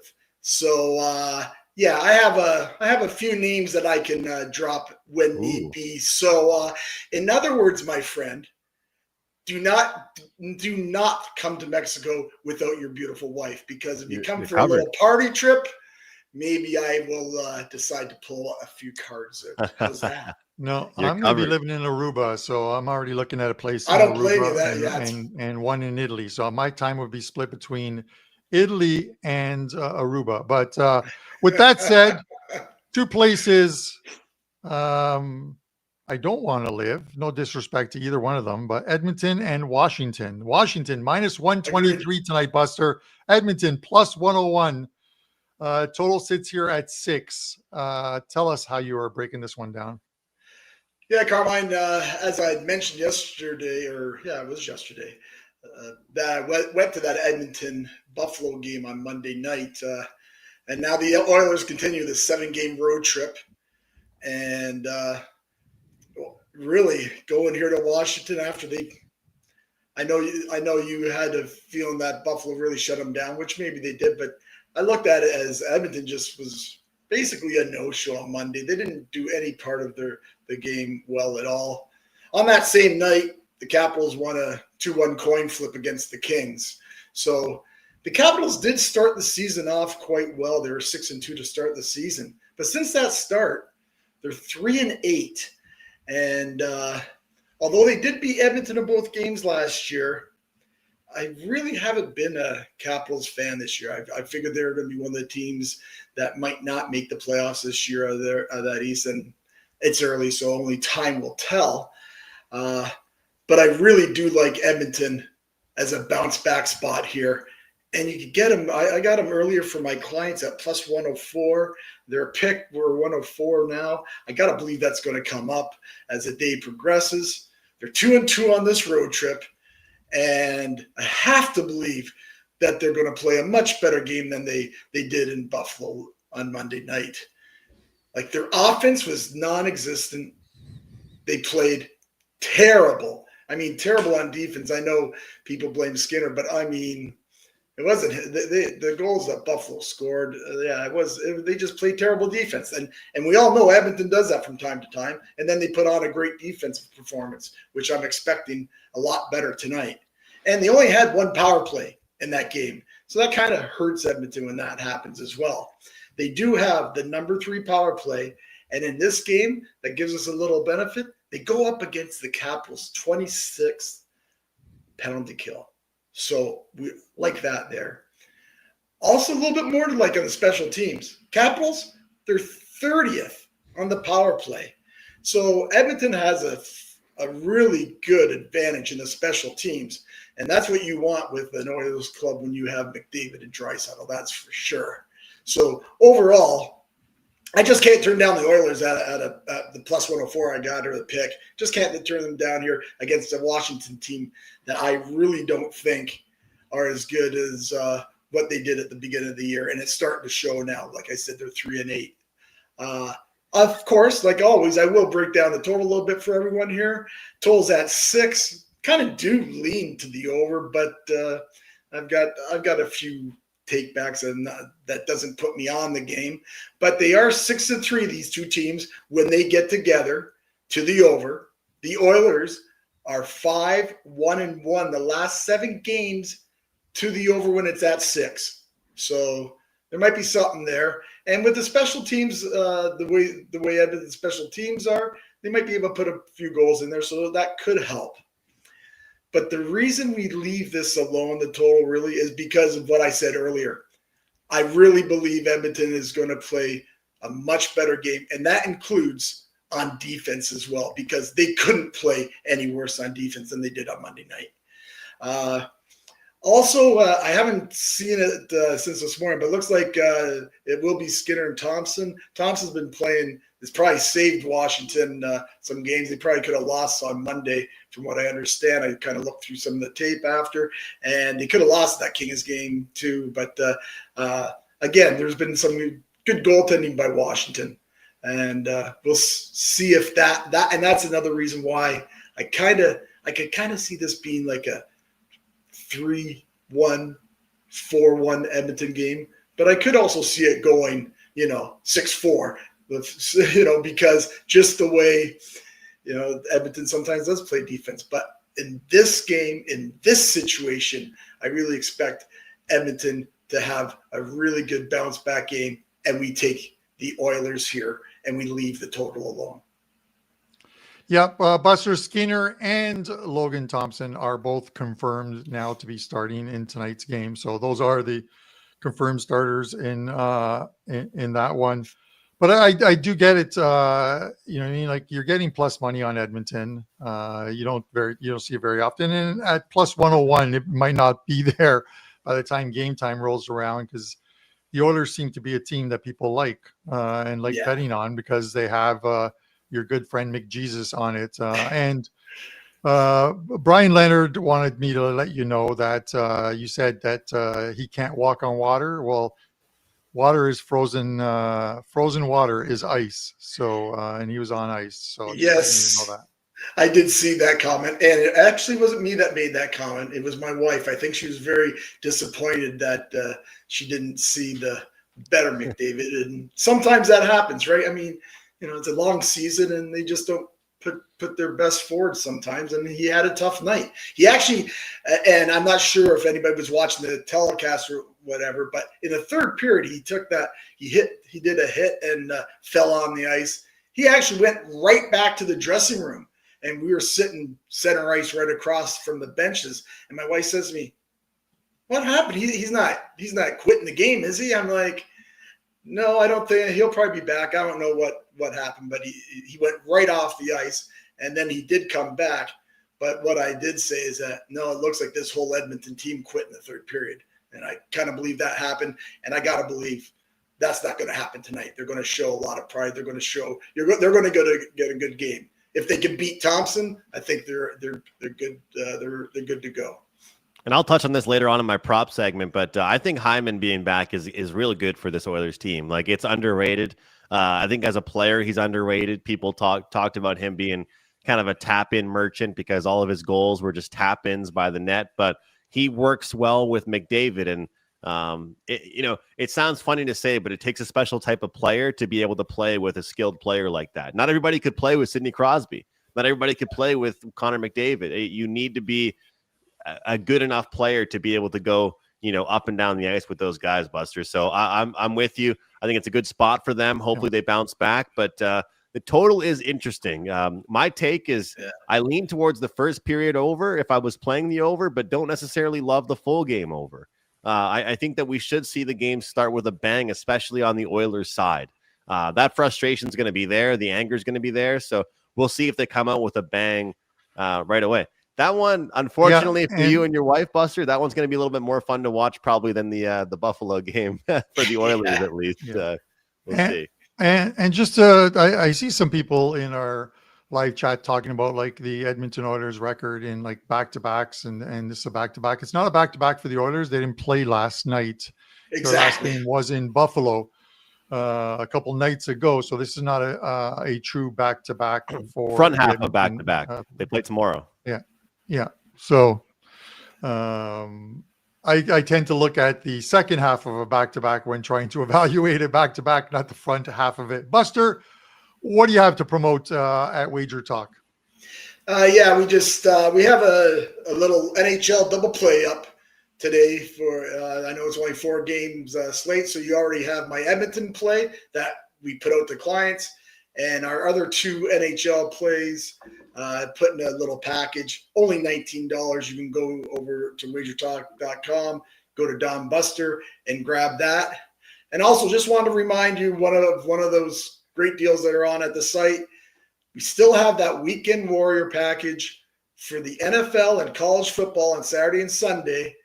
Every play you get with the football, including 5% plays, only $49. It's on all the capper sites, but go to Don Buster and grab ours for the NFL and college football for this weekend. $49 is a great deal. And as always, guys, I appreciate you having me on back-to-back days. I have to write this down on the calendar. I was kind of shocked. Very, very, very thankful, you guys. And hopefully we can give out another winner like we did yesterday. All Good right. stuff, man. Yeah, we love having you on, and thank you for wearing those pajama tops on today's show. I think Mexican clothes, Carmine, Mexican clothes. Yeah, Mexican clothes. Well, you're Looking living in good, Canada brother. still. So, with that said, listen, best of luck to you tonight, Buster. Hopefully you kill it in NHL, and of course the Weekend Warrior stuff as well too, my friend. Best of luck, guys. Take care. See you, brother. Andrew, we're going to talk about Boston and Anaheim. Just to let you guys know, there is no pod play today. Yesterday's pod play, the plus money, we got the closing line value. The Rangers went from like plus 140 down to plus 110 at game time, but they lose 3-2. There's nothing on the card other than my plays at WagerTalk that I have loaded. I have a couple plays up that I really like. Tomorrow's a better day for the pod. So I may have 1 or 2 pod plays going tomorrow. But what I do have, and I'll discuss it a little later on in the show, is my look ahead. I have a team that I think has a nice little win streak coming up, and I'll explain to you why and who they play.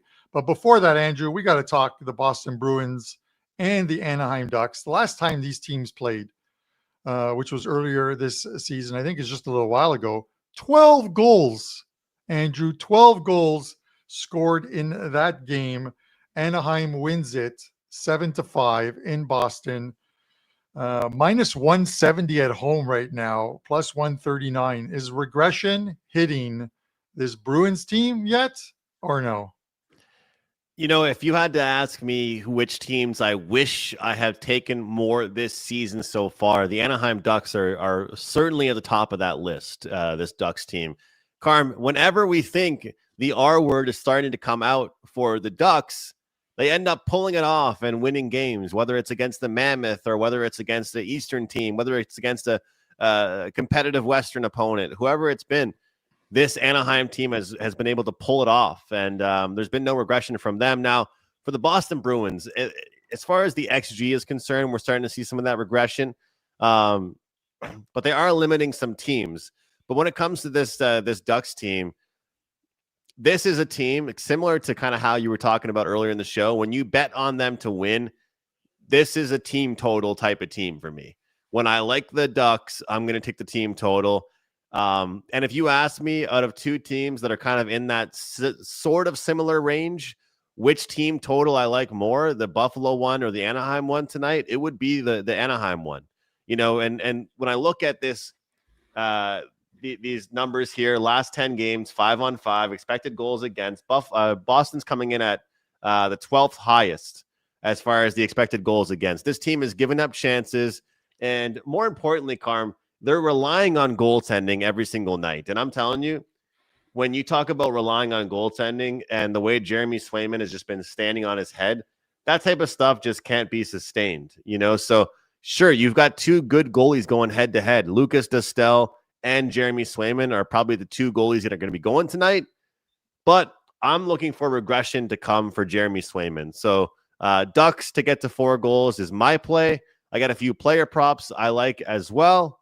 And 2 of them I'll mention in the same game parlay segment. But Carm, look, man, who knows when this Ducks team is going to slow down? And if it happens to be tonight, I'll be shocked if it happens against the Bruins. But we got to tip our cap to this Ducks team because they seem to be a popular team going into the season. A lot of people liked them, and they just flipped that. So imagine right now you're Joel Quenneville. You haven't coached in the league for a handful of years. You come back, and this is the best year the Ducks have had since what? Like before COVID, like way before COVID, years ago, this Ducks team. So they're finally back. So it's a good year to be a Ducks fan. Yeah, it is thus far. You know what I mean? Like they had that 3-game skid, and I actually faded them a couple of times during that one, and then they get the win last time out. Are they back on the winning track? I'm not necessarily sure. I'm not sure if I want to lay $1.70. You know, I mean, the Bruins have lost 2 of the last 3, but you know, if you go back there and just use a 10-game sample size, they're 8-2. But the 2 out of 3 kind of stand out because, you know, having watched the games and watching the one against Carolina, they really didn't play a very good game against Carolina. They effectively, that score was a 3-0 score. They think the Bruins got one with like 16 seconds left on the clock or what have you to make it 3-1 and make it look somewhat respectable. They get shut out. It's one of those ones where if they're not fully healthy and there's guys missing from the lineup, and the Bruins have a few players missing, we know McAvoy is one of them. If they're not scoring, they're going to have a tough time on the road beating teams that are high energy teams.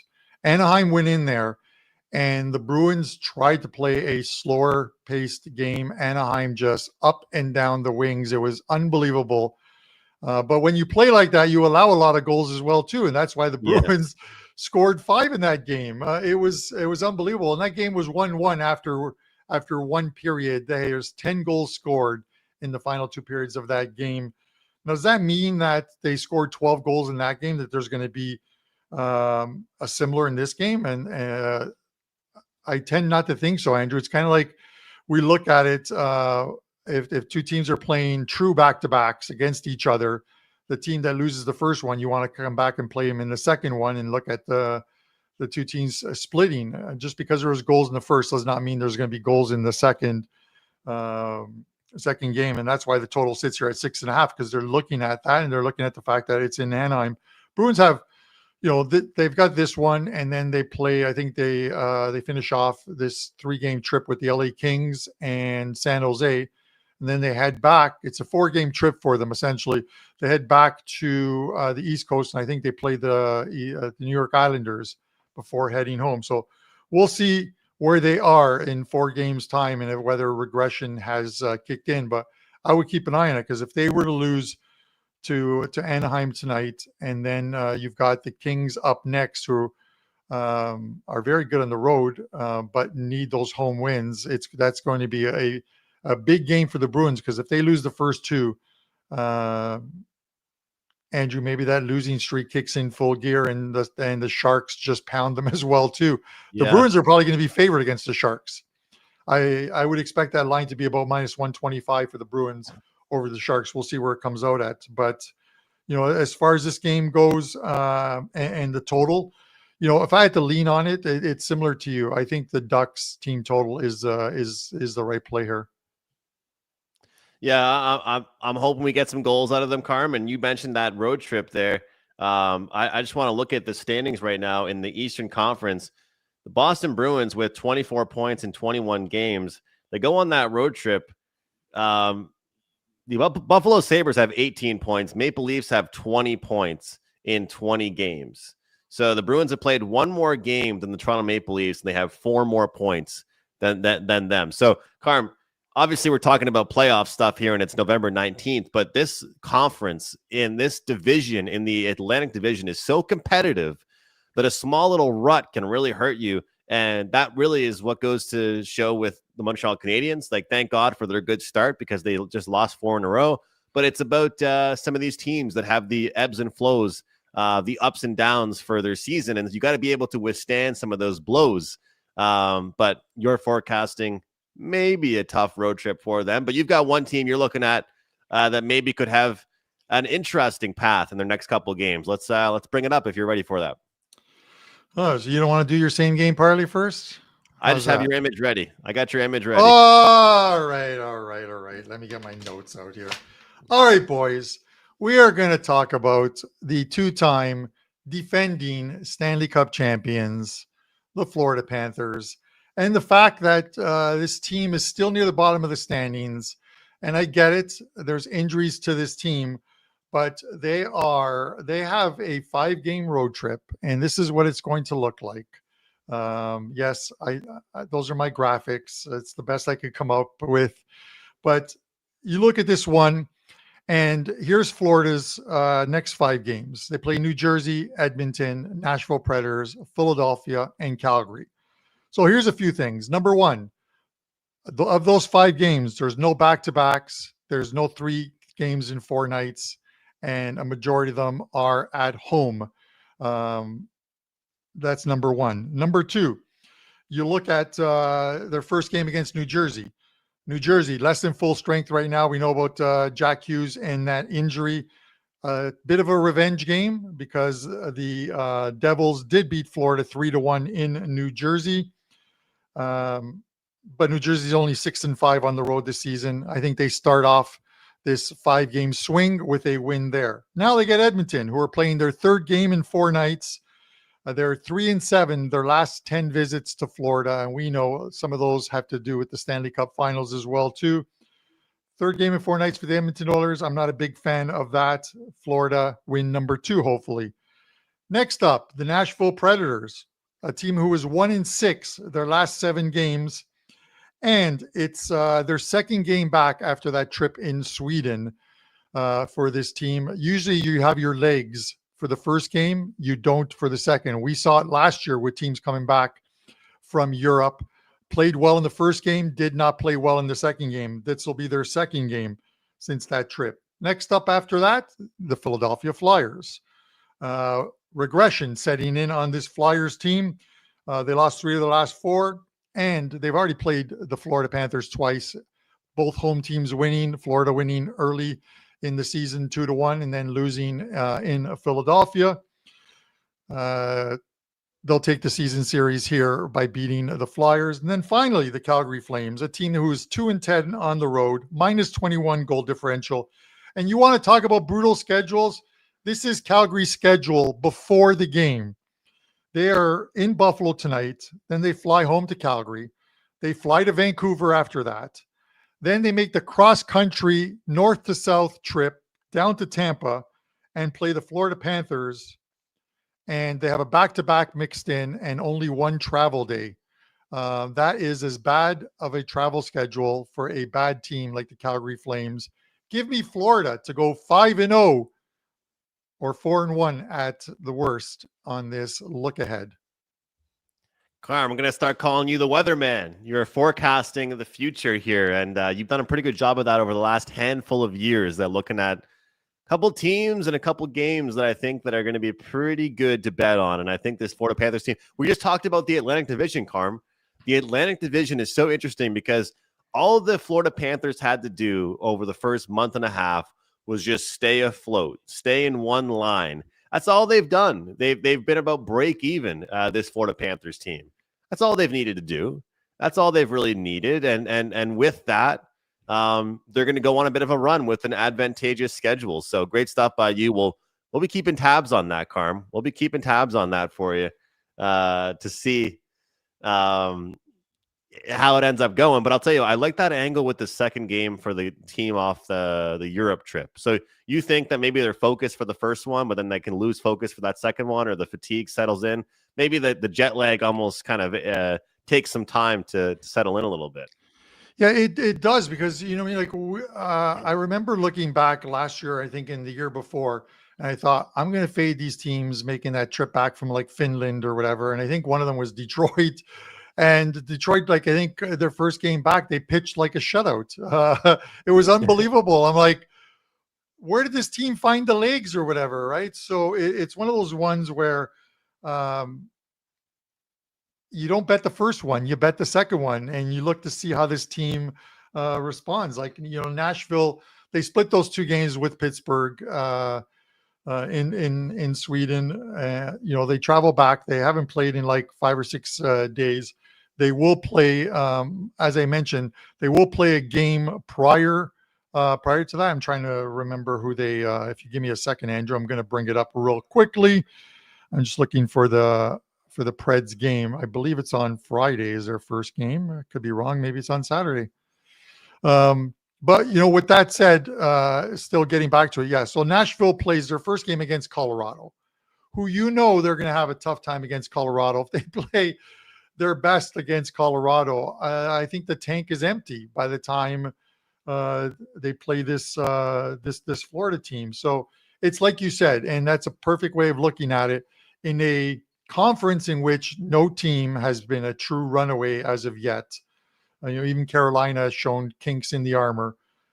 Florida just has to manage the beginning of their season, start getting a few guys healthy, and then make the playoffs. This is a team that doesn't need to win the Atlantic. This is a team that just needs to make the playoffs, and they will make a deep run. They were the 7th or 8th seed 3 years ago when they made, I think it was the 8th seed, when they made a run to the Stanley Cup Finals. They upset the Bruins, who won the President's Trophy that year. They upset them in the first round, made it to the finals, and then lost to the Vegas Golden Knights. So this is a team that has the pedigree to win on the road, doesn't need to win games early on. Their wins will come, and I hope they come during this 5-game look ahead. Like it. And Carm, that's one thing that I've tried to work on more with my handicapping over the years. I think I've been able to do it a little bit more, is betting on one team and not just being satisfied. Okay, they got me one win, I got to find somebody else. Like, you can bet on one team multiple times in a row. Like people with player props, you bet on the same player over and over and over again. If they're hitting, they're scoring, they're getting their shots, they're getting assists. Why do you have to be one and done? And the Florida Panthers hopefully can go on a streak. Very, very curious to see what happens with the Boston Bruins on this West Coast road trip, though. They're playing some good hockey, but the XG against them is not looking great. The Ducks, can they keep it up? Lots to look forward to. I think it's a pretty decent slate tonight in the NHL. The Oilers off that loss, 5-1 loss against the Buffalo Sabres. Can they bounce back? Very, very interesting stuff to look at for this one. Guys, before I jump into my same game parlay, I will mention this great package we have available. Look, for all of you guys that are interested and serious about getting down long-term, this is the best deal for you. This is for myself. This is for Carmine Bianco as well. This is a $500 off a 1-year pass, just $125 a month.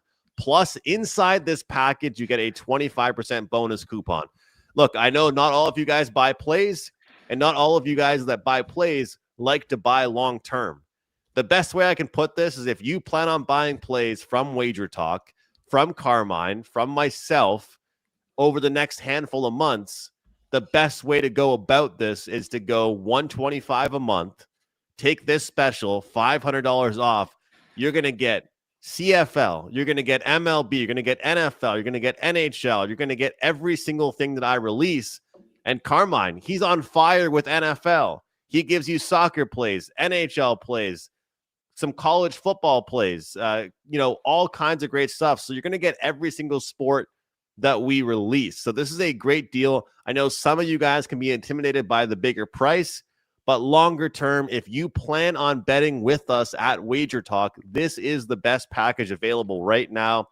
$500 off the 1-year pass. And I it's funny. I don't look at seasons as in summer, winter, fall, spring. I look at seasons, Carm, as in sports. It's hockey season. It's March Madness season even. It's CFL and baseball season.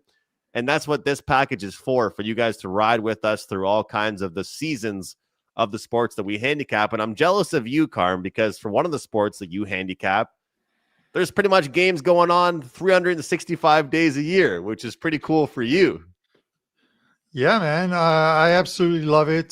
Some people took advantage of that promo with me yesterday. So hopefully more jump on board because there's soccer 365 days pretty much a year. The World Cup is coming up. There's still Champions League soccer, a Premier League, Italian Serie A. I tell my clients there's some leagues that I just won't do because, I've run my numbers at WagerTalk going back to when I first started WagerTalk in 2016. And the leagues that I don't fare well in, I stay out because I think the market prices them well, and it's tough to find an edge on them. Premier League, I can always find an edge on them. MLS, I can, and Italian Serie A. But ones like the Bundesliga in Germany and La Liga in Spain, which are team dominant, Andrew, and the spreads are just so high and just not good enough on the dogs to want to take them, that I just avoid those ones. NHL, of course, which is obviously great, and then college football and NFL. So we're going to try and keep the ball rolling through all of those. And I'm working on another one of those little checks because I'm doing extremely well in the Circa 5-0 last week in Circa, man. I was pumped in that one, and I'm within shooting range of first place. I can see my good friend Potato Mish. I think he's up there. He's got an unbelievable record, 42-13. This guy is. Wow. Yeah, you know how hard it is to go 42-13 in the NFL, and this guy is. I got to reel him in, man. Even if I finish top 10, 90,000, I'll take it for, and I'll throw one hell of a party. We'll have like a puck time meet and greet, and have the people come out and have a good time, have some drinks. With that said, Andrew, to Toronto, Carm. I'll be flying to Toronto. If you win that, I'm hopping on a flight. The next day. Why don't we start with small steps? And the small step here is give us a kick-ass same game parlay winner. Well, we're talking about a big winner there from you here, Carm. This for me is going to be a smaller winner because this is what I have for us here today. We've got a plus 500, plus 498 here. 2 games with 4 picks. Alexander Ovechkin, 3+ shots on goal. He's done very, very well head-to-head in his past against the Edmonton Oilers. Zach Hyman, 1+ point. Guys, he is still up there on the top line. I believe in Zach Hyman as a player, but I also believe in his chemistry with his line mates. This Oilers team lost 5-1 against the Buffalo Sabres. If you want something to do with the Edmonton Oilers tonight, you have to have Zach Hyman on your list. Boston Bruins, Anaheim Ducks. Leo Carlson has done very well against the Boston Bruins, as has Mason McTavish. We'll take Carlson to get a point and McTavish to get at least 2 shots on goal. Carm, in my opinion, this is a relatively simple same-game parlay, and it's 5-1. I'll take that, guys. Shop around to get the best one you possibly can, the best price you can, and let me know in the comments if you're riding with this. I love this one here. Let's hit one, 5-1. We only have to hit 1 or 2 each week to come out on top. I like this one quite a bit here, Carm. Let's cash some tickets. For me, 4% best bet up in the NHL. Don't forget about that great 1-year all-access package. And that will be it for me. Oh, also, Carm, I have to mention as well, I got a 5% NFL being loaded for Thursday Night Football, which I'm super excited about on a huge NFL prop run. It is an NFL prop play. So, guys, don't forget to grab that, of course, at WagerTalk.com. And you just make sure it's not Dalton Kincaid receiving yards, because he's been ruled out for the Buffalo Bills. Okay. In that game. You know, I know it's a hockey show, and I'm a huge Bills fan. I'm getting together with some friends, my high school friends. It's like 4 old men yelling at the clouds. Andrew, we're going to be at game time. We're going to be watching the Bills game. It's our annual get together, go out for Christmas dinner. We do it early before all the parties start. We're going to be watching the Bills game against Houston. We're going to be watching the Leafs and Columbus. These guys are all going to bet the over anyways. And they're all Leaf fans. It's just, whatever.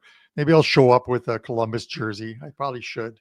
And then I'll give it away on the show a few days later or whatever. But with that said, Andrew, 5-1 is a good price on a same game parlay. We don't need like those 6-figure plus 23,000 ones that very rarely hit. I like that one, 5-1. Let's bank some money on that one. Let's go OV tonight. Myself, 2 plays up in the NHL, and I'm loading my NFL and college football, and 1 big play in the NHL coming tomorrow.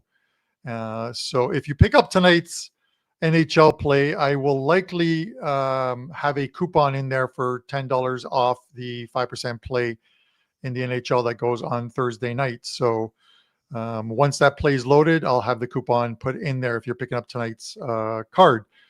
And that's pretty much it, guys. Thanks for tuning in. Hit that like button, hit the subscribe button, join the ever-growing community here at WagerTalk, and drop a comment in the comment section once the show is loaded. Let us know who your favorite play is on tonight's card. For myself, Don Buster, Andrew McInnes, this is Puck Time. We will see you on Thursday.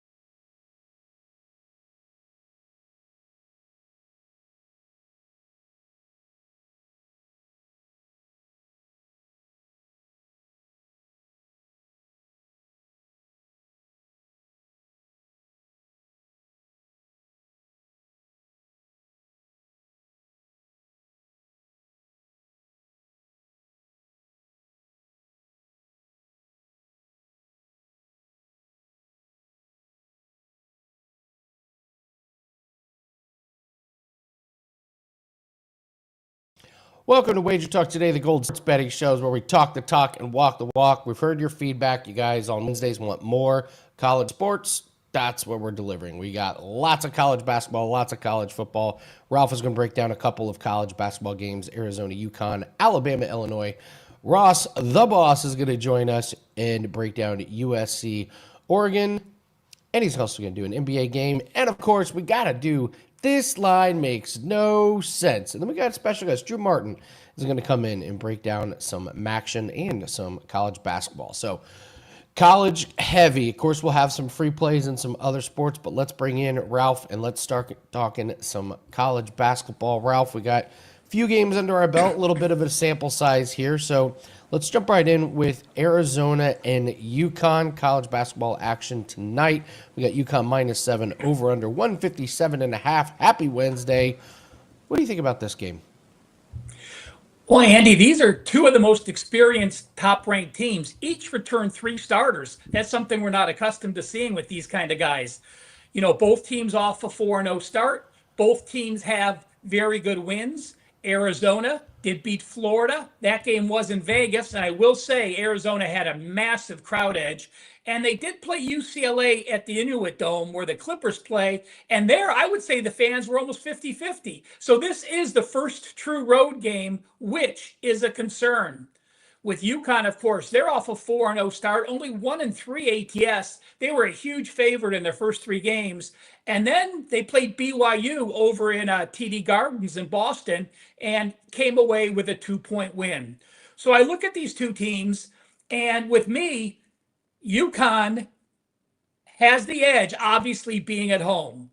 We also know Yukon is just a monster of a team against ranked opponents. Listen to this. They are 28-6 against the spread versus ranked foes. At home in a neutral setting, they are 22-2 against the spread. And if they're playing a top 10 team, they are 15-1 as a favorite versus top 10 teams. But I will say this, the loss was against BYU, so they have covered 15 straight before last week. Arizona, if you're going to bet Arizona, I might wait and bet them live. What they've done is they're starting 2 freshmen, and they're bringing in 2 experienced players after them. And listen to this. Against Florida, they trailed 26-16, and they trailed 30-10. Against Utah Tech, they trailed 14-3, and against UCLA, they trailed 15-5 and 28-4. The way they're starting these freshmen on this first true road game, if you like Arizona, I would wait and bet them live. If you like Yukon, I think you're in the best situation to play them here. I look at this game, and we have 2 top 15 defenses. I think the offenses are going to struggle against this. I lean Yukon, but this line has gotten too high. I like the under 155.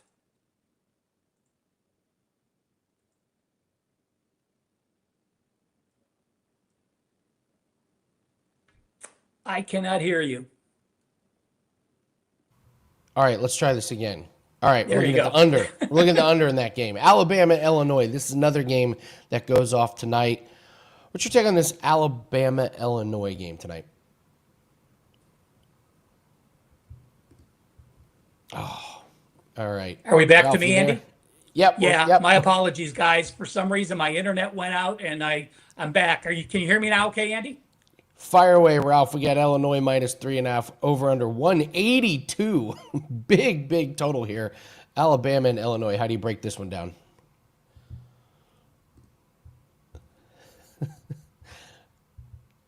I have a feeling that the production gods are just against us today, Chris. So let's go to all around the world, Chris. Let's do some free plays, and then we're going to bring in Ross the boss, guys. Sometimes the production gods are just against us, and today is one of them. So let's do some free plays here, and then we're going to bring in Ross the boss Benjamin. We're gonna go to the Thunder and the Kings, and I got to credit Chris in our Discord channel for this one. Drew Eubanks under 6.5 rebounds. There's no Sabonis tonight, and he's gone under in 3 games without Sabonis. He's only getting 9.3 rebound chances in those games, and he played the Thunder without Sabonis a couple weeks ago, and he only had 1 rebound. This Thunder team, 3rd in allowing rebounds to center. So shout out to Chris. This is a really good find. Drew Eubanks, under 6.5 rebounds. We'll go to the NHL, Ducks and the Bruins. Jackson Lipkcom, over 1.5 shots on goal. His shots have really picked up recently, over this total in 6 out of the last 7. Last 10 games, getting 5 shot attempts per game. Love those shot attempts. And he's gone over against Boston earlier this season. In a game, he had 8 shot attempts. So give me Jackson Lipkcom over 1.5 shots on goal. And by the way, Boston 25th in shots on goal allowed. And this one comes from the WagerTalk free picks page. Kevin Dolan going back to another EPL play. Brentford, Brighton. We're going the regulation over 2.75. Over 60% of goals Brentford have given up this season have been on the road, and Brighton have scored 8 out of their 11 goals at home. So the expected goals per shot are up at home for them compared to on the road. And the last time they played each other, granted it was back in April, but they had 6 goals. So let's take a look at the over here in Brentford and Brighton. All right, guys. Apologize for the mess up there. Sometimes the internet out in Vegas is a little bit spotty. Let's bring in Ross the Boss Benjamin, someone whose plays are never spotty. Is Ross the Boss Benjamin. Ross, happy Wednesday. How are you? Good, my man. Good. I'm always glad to be with you. Yeah, absolutely. We got an NBA game to break down. We got college football to break down. Let's go to the NBA first. Let's talk about this Rockets-Cavaliers game. Really fun game tonight. I will hopefully be catching at least the first half here, hopefully more. I mean, the line says it all. Rockets only minus 1.5, pretty close to a pick 'em, over under 233.5. 2 good defensive teams here. What do you make of Rockets and Cavs? Yeah, this actually opened with Cleveland being a favorite, so it's flipped from the opening line. Look, Houston will be the fresher team out of the gate in this matchup, in my opinion, and quite simply put, I mean, they're playing on 2 days rest. It will only be their 4th game in 10 days, and Cleveland's coming in playing their 8th game in 13 days. This is the first meeting of this year. In the last 2 years, they met 4 times, and Houston has led at the half in all 4 of those contests, and they led by a convincing margin of 10 points per game at halftime in all 4 matchups. So something to be said there. Cleveland has been a much better second half team this year than a first half team, and especially so at home. When you factor in that Cleveland is 6-2 at home this year, but they're minus 3.6 points per game at halftime in those 8 home games, despite them winning 6 of the 8. And then they come out and they're plus 6.9 points per game in the second half. So that's where I was going with being the better second half team than first half team, and especially so at home. And Cleveland's also 0-8 against the spread in the first half this year when facing teams like the Houston Rockets, who average 116 or more points per game. So I'm going to go with Houston here as a first half point spread wager of minus 0.5 or minus a half a point over the Cleveland Cavaliers.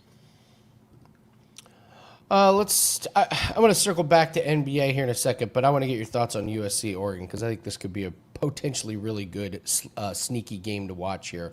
We got Oregon. You got minus 9.5, minus 10 over under 59.5. What's your take on USC Oregon? Yeah, I broke this down and looked at it inside and out, and it just comes down to home and away dichotomies for me. USC 0-9 straight up and 1-8 against the spread since 2017 as a road underdog of 9.5 or less. And they get outscored in those 9 games by 17.1 points per game. Oregon 6-1 straight up in ATS in their last 7 as a home favorite of between 3.5 to 9.5, which they are. And the outscoring opponents in those 7 games by 17.3 points per game. Their only loss in that sequence was against number 2 Indiana earlier this season. So I do think that Indiana is much more superior than USC.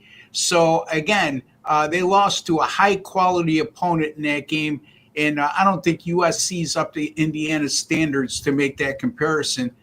Oregon, by the way, 42-2 straight up in their last 44 at home.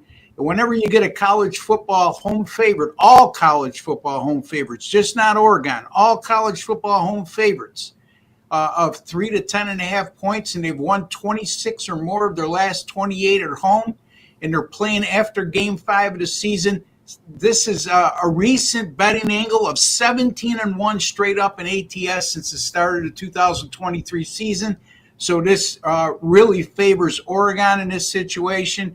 USC's played 4 away games this year, and they've allowed 397.3 yards per game and 6.1 yards per play in those 4 road contests.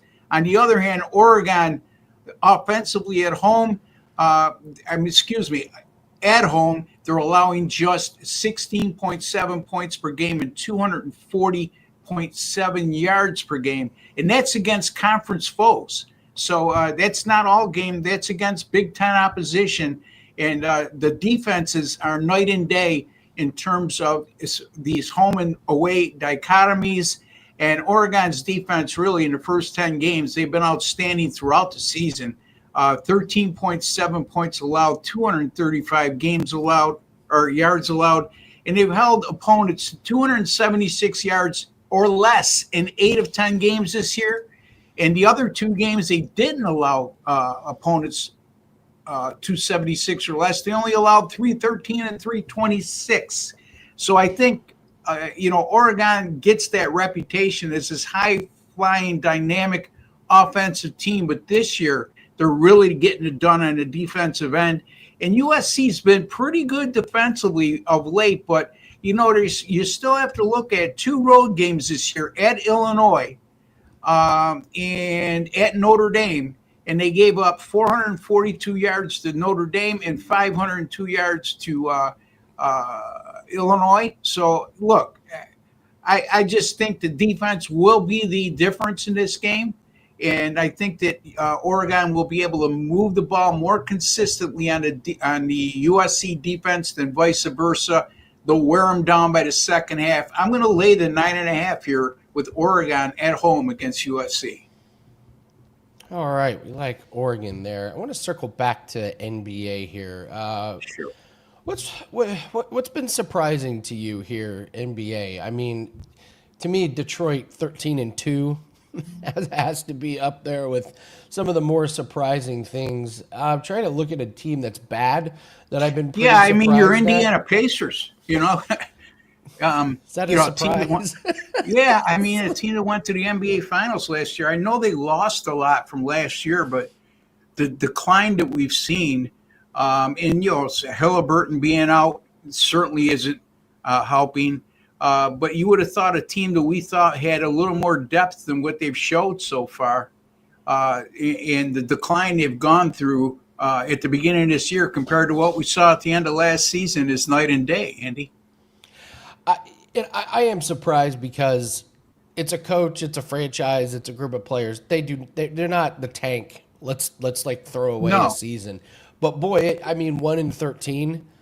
You almost kind of have to. You almost kind of have to at this point. They have so many injuries. And they're offensive numbers as well, Andy. You know what I mean? We're used to seeing the last couple seasons Indiana be a dynamic offensive team.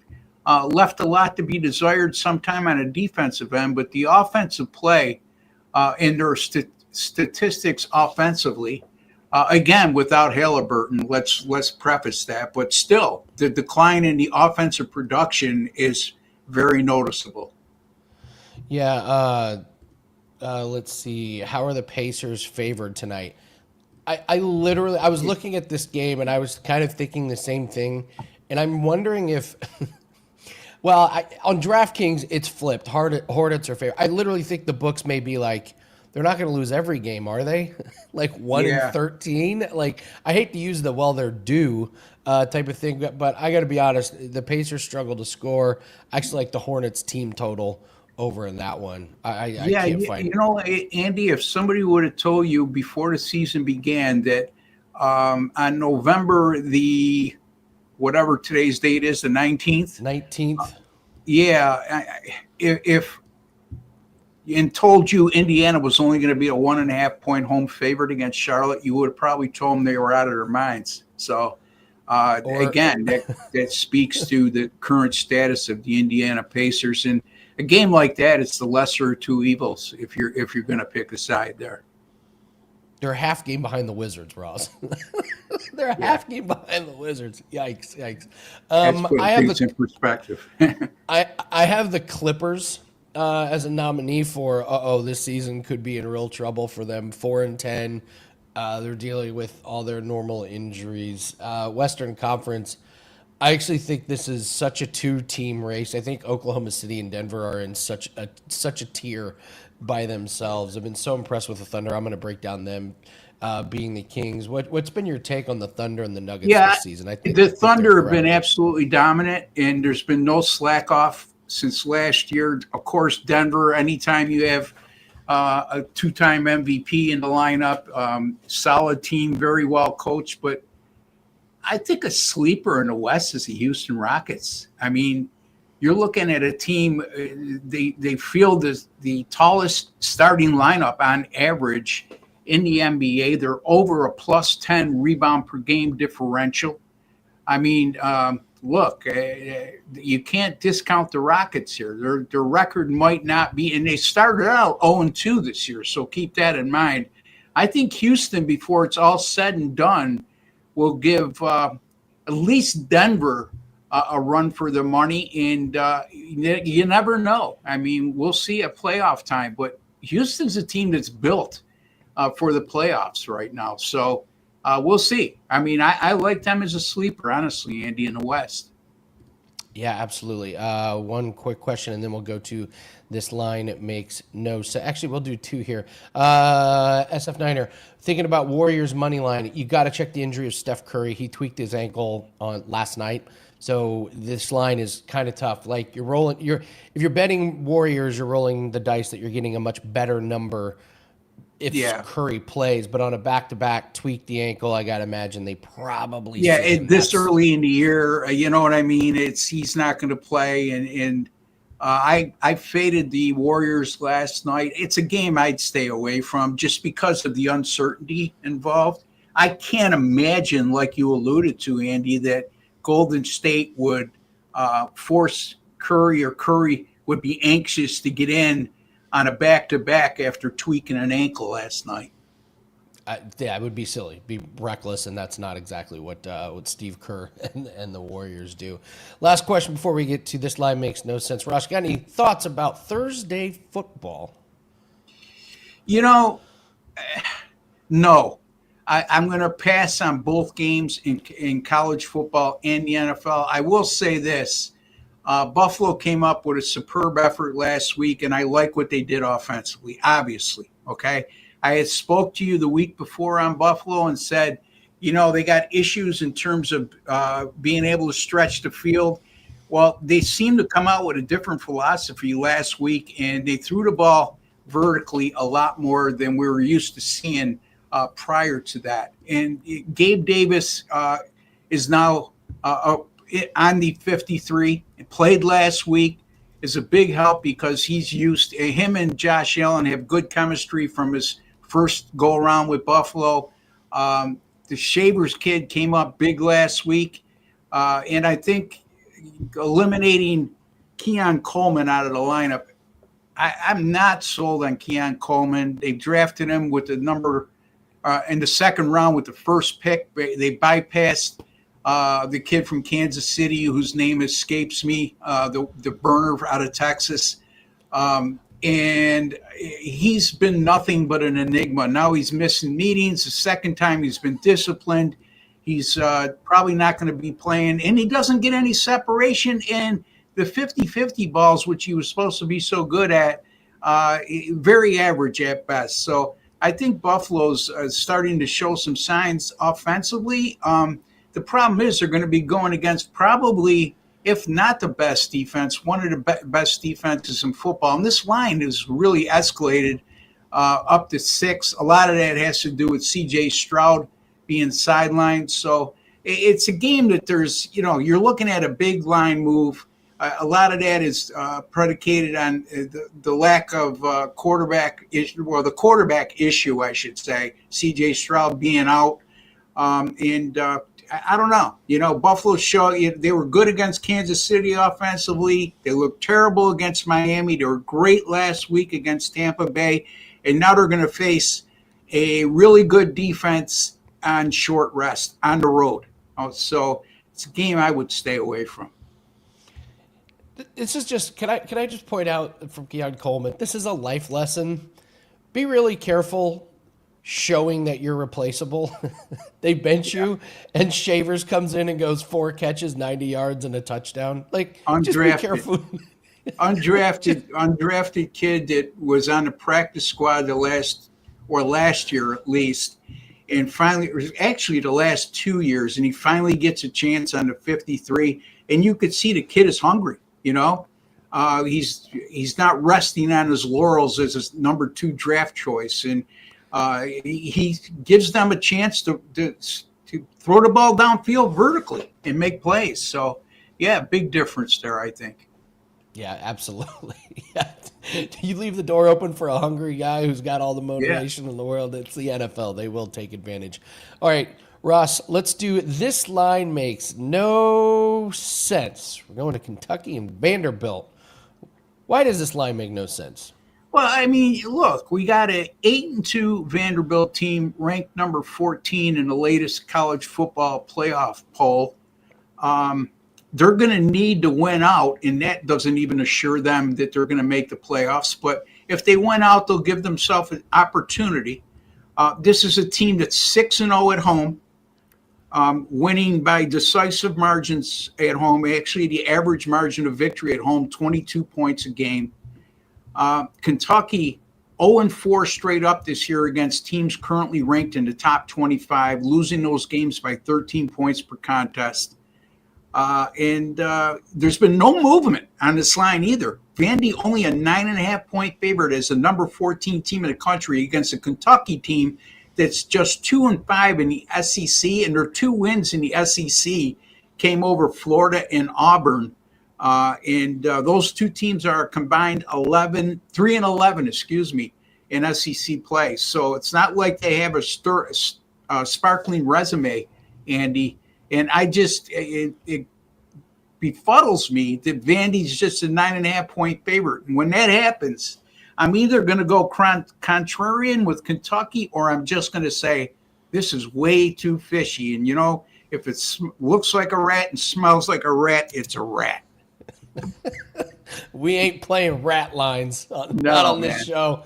Not on my watch. Ross. Listen, I want you to tell everyone what you have about WagerTalk, but I get asked this question all the time. How do you get into the business? And, what do I have to do? What Ross just did. Be able to jump in when somebody's internet goes out and be able to just talk off the fly about a bunch of different props. You always have your research done, Ross. You always know what's going on. You can always talk about anything and everything right then and there, and that is why we love you, and that's why I love seeing you every Wednesday. Tell everyone what you have about WagerTalk. That's very kind of you, Andy. But, a couple friendly reminders, folks. College football continues to roll. 4-1 last week. Started this week with a nice winner on Western Michigan last night. Number 2 in units earned, number 1 in win percentage, and number 1 in return on investment this season at WagerTalk with my college football plays, up 49 units, which is 9 more units than I made last year when I was number 1 overall. Yet I'm number 2. That shows you the caliber of handicappers we have at WagerTalk.com. Also, folks, football plays, NFL college football, a combined 51-31 since September 11th, 62%, up $5,706. Boy, that Weekend Warrior special really, really paying dividends for people who've invested with me this year. Nice weekend last weekend where we went 6-2 with our Weekend Warrior package and hit both of our 5% best bets, one in college football, one in the NFL. Second week in a row, we've hit both 5% best bets. So a lot of good things there, folks. Pay attention to that package, $49. You get all my college football and NFL on Saturday and Sunday. If I have anything in the NFL on Monday, you'll get that as well.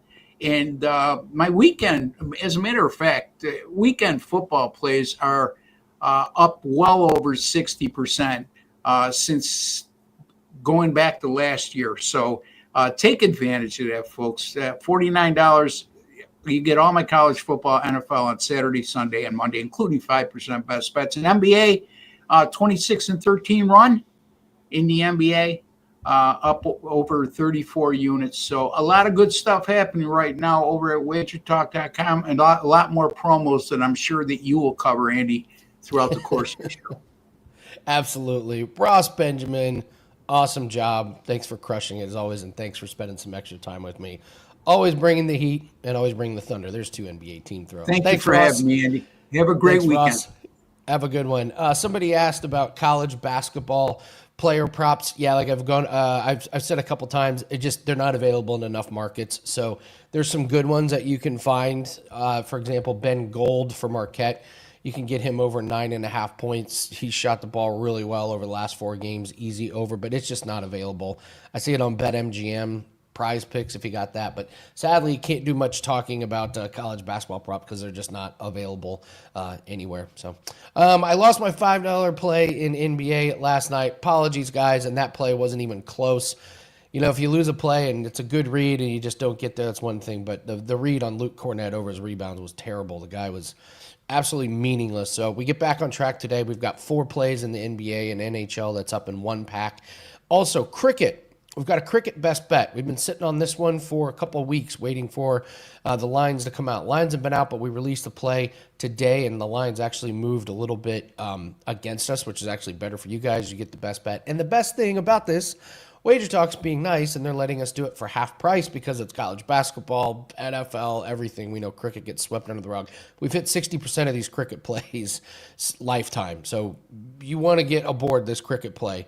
And also we've got UFC 2-pack that is up. We've hit our last 7. You heard that right. Last 7 UFC best bets. So we're looking to make that 9-0 this weekend. So we got NBA, NHL that's up.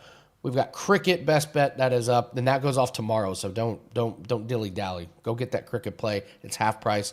And then we got UFC 2-pack looking to extend this winning streak to 9-0. All right, let's bring in Drew Martin. Drew, we had to add you to Wednesday's shows. We got to talk Maction. We got Missouri, Oklahoma. Looking good. The hat looks good. Mustache looks good. Man, you came ready to play, man. How you been? I haven't talked to you in a while. What's been new?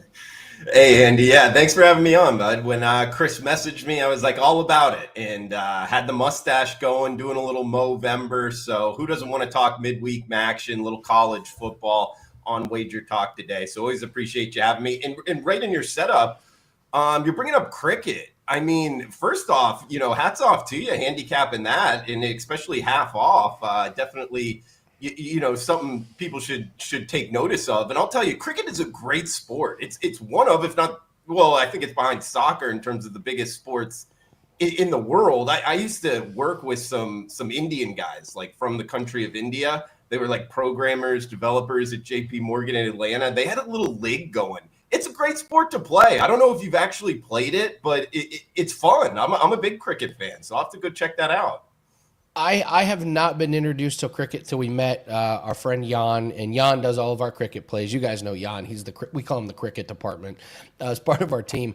I told him I missed my calling. This would have been right up my alley back in my athletic days. I was like, this sport was meant for me. I would have been great at this one. So yes, cricket is awesome. It's a lot of fun. We got a big tournament, the Ashes. It's not a tournament. It's 2 teams that play. So that's coming up. So we're excited to be watching that. So, all right, Drew, let's jump into it here. We're going to talk. Let's start with what game do you want to? Let's do Maction. All right, Central Michigan, Kent State. Let's talk this one. -9.5, over under 50.5. I mean, it's Maction. What was it last night? We had a couple rain delays in the game. It's just Maction. You never know what you're going to get. But how do you break down this game?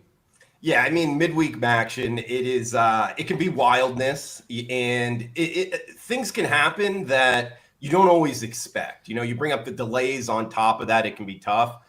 But hey, ESPNU, nationally televised game here. We get the Chippewas playing some really good football. And actually, the Golden Flashes of recent have been playing a little bit better overall. More about Central Michigan, though, here. I mean, obviously laying a number, -9 at a lot of shops. They're 6-4, but they've covered 4 straight, Andy. And they've covered 6 of their last 7 games overall. So the Chippewas playing really good football, not a team I'm looking to step in front of. And their quarterback actually over 70% completions the last 3 games.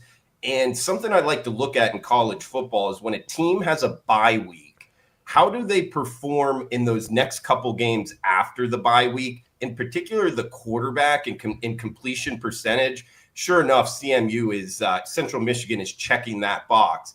And the reason I go to the bye week is because in college football, a lot of times, especially it's become more prevalent now with the NIL and the transfer portal. After a bye week, they can kind of practice, get a little bit more on the same page. It's really worked for Central Michigan. So I'm looking to be on the Chippewas, particularly offensively. The only problem with laying this number is, one, they're on the road. So, laying a number in action, weird things happen going on the road can be tricky. But also Kent State is playing a little bit better football. They just won last week, putting up over 40 points against Akron, an Akron team that just won last night in action. So scoring more than 40 points, I actually think this team is going to be able to score as well. They're also 4-6. So 2 more wins. They got to win out here. They have a possibility to do so. They're going to have to do so tonight as almost double-digit underdogs. But what I'm getting at is I think they're going to be able to score points. Sidewise, I think it's difficult. But guys, we've already seen this over kick up a full field goal here. And we're talking mid-November football. When you get a total moving a full field goal, some of it being my money, that's something to be paying attention to. So you can find 50 out there right now. I like the over. I think we get more points than the odds makers are projecting here, Andy. And it looks like decent weather in Kent, Ohio. So, yeah, we're going to go over. Chippewas, Golden Flashes, ESPNU, 7 o'clock Eastern, Andy. Wow. Decent weather later November in Ohio. You don't get that very often. Normally, well, it's cold. It's cold. I know it's cold. But yeah, it doesn't. I think last night we had the delay in the Ohio UMass game. It was sheets of rain. All right, let's talk Missouri, Oklahoma here. Missouri, Oklahoma. Nice matchup here. Oklahoma -7.5. Looks like you got to lay the hook here over under a pretty low 42.5. How do you break this game down? This one came to me in terms of, one, I feel like it should be like a rivalry name. Maybe there is. I couldn't find one, but both teams playing in the Big 12 years ago and then now being in the SEC, they've actually only played once since 2011. Missouri won last year by a touchdown. This one, Missouri is a tricky handicap because I almost wrote them off, like looking to fade them down the stretch of the season. Their head coach Drinkwitz, he's being thrown out there for other jobs. They dropped a couple in a row, quarterback injuries. But just last week, they scored 49 points, almost 50 points against Mississippi State. That's a pretty good Mississippi State team. Some of these records in the SEC that teams are sporting, you just can't kind of go off the blimp's view of what the record is. Being able to put up almost 50 points against Mississippi State, that kind of changes things with Missouri.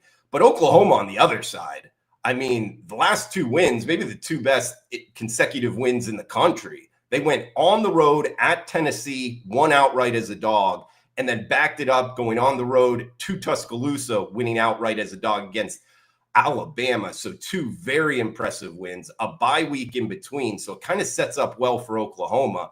This defense has been for real. I mean, in terms of their over-under numbers, they're just 2-8 to the under. So an under trender, if you're looking to bet the total, it's a 42 is the total. But I wouldn't be betting it over. That's what I'm getting at. Sidewise, though, I think there's a matchup handicap here where Missouri, their run rate is almost 60%, meaning they run the ball a lot. And now they're going up against Oklahoma. They're going right into the strength of this defense. This Oklahoma run defense, one of the best in the country. They're letting up less than 2.5 yards per rush. I think it's going to kind of be a long day offensively for Missouri. It makes me look towards Oklahoma. The number was 9, then 8.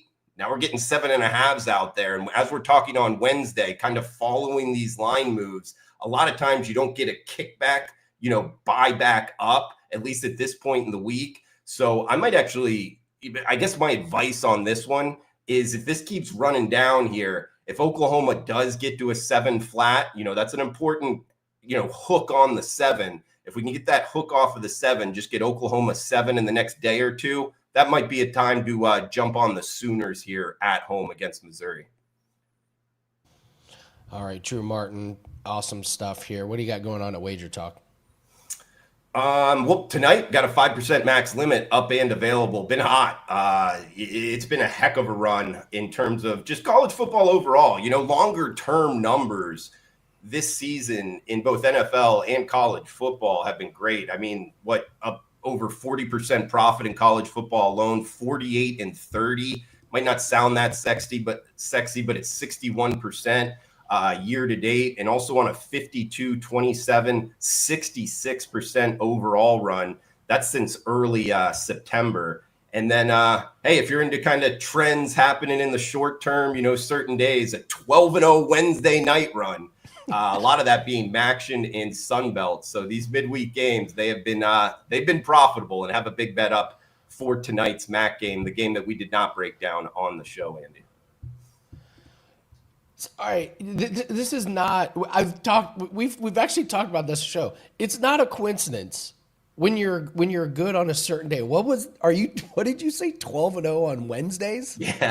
Yeah, it's been wild. I mean, granted, that works into, I think it's like 16-2 Tuesday and Wednesday. So what you're bringing up is like it's correlated with really a lot of my success in college football is Sun Belt, Conference USA, MAC, and during October and November, they're playing on Tuesday and Wednesday nights. So that's the reason. It's not just randomly, Wednesday nights have been good, although that could be a reason as well. It's more so because that's where I concentrate. I kind of lock myself in a room, 3 screens, watching these small conference games. And sure enough, it's been profitable this season for sure on Tuesday and Wednesday nights, particularly on Wednesday nights for whatever reason. No, this is a real thing. We did a deep dive on some tennis plays, and we realized we were hitting it like Mondays on like a huge rate. We were losing on Fridays. We realized, Mondays is the start of the tournament. There's more options. By the time you get to Friday, a lot of people have been eliminated. And we were like, it's not necessarily the day of the week. There's an actual reason behind it. So, yeah, we isolate days of the week and you figure out why you're running that hot. Yeah, take advantage. I'm in. 12-0 on Wednesdays. Let's go. Sounds good to me. Drew Martin, we got to do this more often, man. Don't be a stranger. I can't wait to have you on the show again. Hopefully we'll get you on moving forward. So thank you very much, Drew. Have a great Wednesday, and let's make this thing 13-0. Absolutely, Andy. Thanks for having me. All right, out there, cash those tickets. All right, Drew Martin, awesome stuff. Bruce wants to know, what's the NBA lock? Well, as you know, we don't do locks, but Bruce, I love you. You always ask about a lock. So these aren't locks, but this is just the Bruce. All right, so Bruce, every time you ask me what's an NBA play, I promise I will give you one. So let's do, who do we want tonight for Bruce's NBA play? Let's go Davion Mitchell from Miami. He's been hot. Let's take him over 9.5 points. Last 5 games, he's gone over. And this is a Golden State team that could be without Steph Curry. My guess is they are without Steph Curry. I know we think of Steph with offense, but once you rotate other guys in, the defensive switches may not be real great. And the last time he played Golden State, it was last year, but he had 12 points. Look at Davion Mitchell. What's he been shooting? Yeah, 12, 6, 13, and 9 field goal attempts the last 4 games. Yeah, Davion Mitchell. Let's do Davion Mitchell. So, bet against the Pacers. Thanks a lot. Actually, at this point, I do hope the Pacers lose. That way we get a better draft pick. So, all right, let's do a big game breakdown, Teddy Cover style. We're going to do the Thunder and the Kings. So let's break down the Oklahoma City Thunder and the Kings. Oklahoma City, minus 18.5. That is not a typo. Minus 18.5 with an over-under of 232 against the Sacramento Kings. I have a first half play in this one, and I also have a player prop to go over in this one. So let's go over some stats. I've been talking about this Thunder team. I don't know if I've seen a more deep team. If they can run the table and win a championship, this has to go in the running as one of the best teams I've ever seen. As of now, they are first in defensive efficiency and fourth in offensive efficiency, and they're 19th in pace. So really what that means is they slow you down, you can't score, and then they just run like a flawless half-court offense. Like, this team has no weaknesses right now. Meanwhile, the Kings 25th in offensive efficiency and 27th in defensive efficiency. So now we see why this spread is 18.5. On top of that, Sabonis is going to be out tonight. The Thunder, last 4 home wins by an average of 26 points. Now, the interesting one is they did play on October 28th. This was at OKC. Only a 6-point win from the Thunder. So the Kings, they don't win on the road, but they haven't lost by this many points on the road yet this season. The most is a 14-point loss. So here's what I'm going to look at this game. I'm going to look at the first half total. Sacramento is 6-1 to the over on road games this season. Oklahoma City is 5-2 to the over at home on the first half. I'm going to take the over 118.5 in the first half in the Kings and the Thunder. This is the Kings' third road game in a row. And the last game total against the Spurs at half was 126. Before that on the road against the Wolves, the total at halftime was 122. And the first meeting between these two teams, the full game went under, but the first half, they had 120 points. So you get a Sacramento Kings team without Sabonis inside. You get an Oklahoma City team that is rolling, especially at home. Let's take the over at the first half, and I'll take Malik Monk over 10.5 points. With Sabonis out, he's averaging 25.5 minutes and 18 points. Believe it or not, he had 15 against this Oklahoma City Thunder team earlier this season. So take Malik Monk as the player prop in this one in the first half over 118.5. As always, we have some props that are up tonight. These are our best bets. These are plays that we bet with our own money. We've got 3 NBA props and 1 NHL prop. That is wrapped up into one package. We have our cricket best bet. It is half price. That starts tomorrow. We don't have too many cricket plays, but when we do, fire away. We hit 60% of these lifetime. So cricket's been a really, really good way to build the bankrolls. And we have 2 UFC best bets that are up, 7 straight UFC winners. That is correct. 7 straight after another sweep last Saturday. So we got a 10 a.m. start on Eastern time in Qatar in UFC. Pretty good bettable card. We got 2 best bets that we like. Thank you for watching. Please hit the like button and leave us a comment below. Tell us what your favorite bet is in this game and on this show. And really shout out to Ross for jumping in, saving the day. And shout out to Drew Martin. Really got to get Drew Martin. We got to get Drew Martin on this show more often. Always brings really good information, especially during the week. We're going to be doing it again Thursday here on WagerTalk today. And don't forget, Football Friday. We get you all ready for the weekend. One of the biggest shows of the week is on Friday. We got Yanni doing the Steam Report, Teddy covers, Marco, and then Dan and I go over our Super Contest Pick 5 picks. Thank you to everybody in the chat. Appreciate everybody for joining us. Please hit the like button on the way out. Drop us a comment. And if you're not subscribed to the channel, what are you doing? 250,000 people are subscribed to this channel. You get notified when these breakdown videos come out, and you get notified when our shows go live. So thank you to all the guests. Good luck on your plays. We'll see everyone tomorrow. Let's have a really good, profitable night. Take care.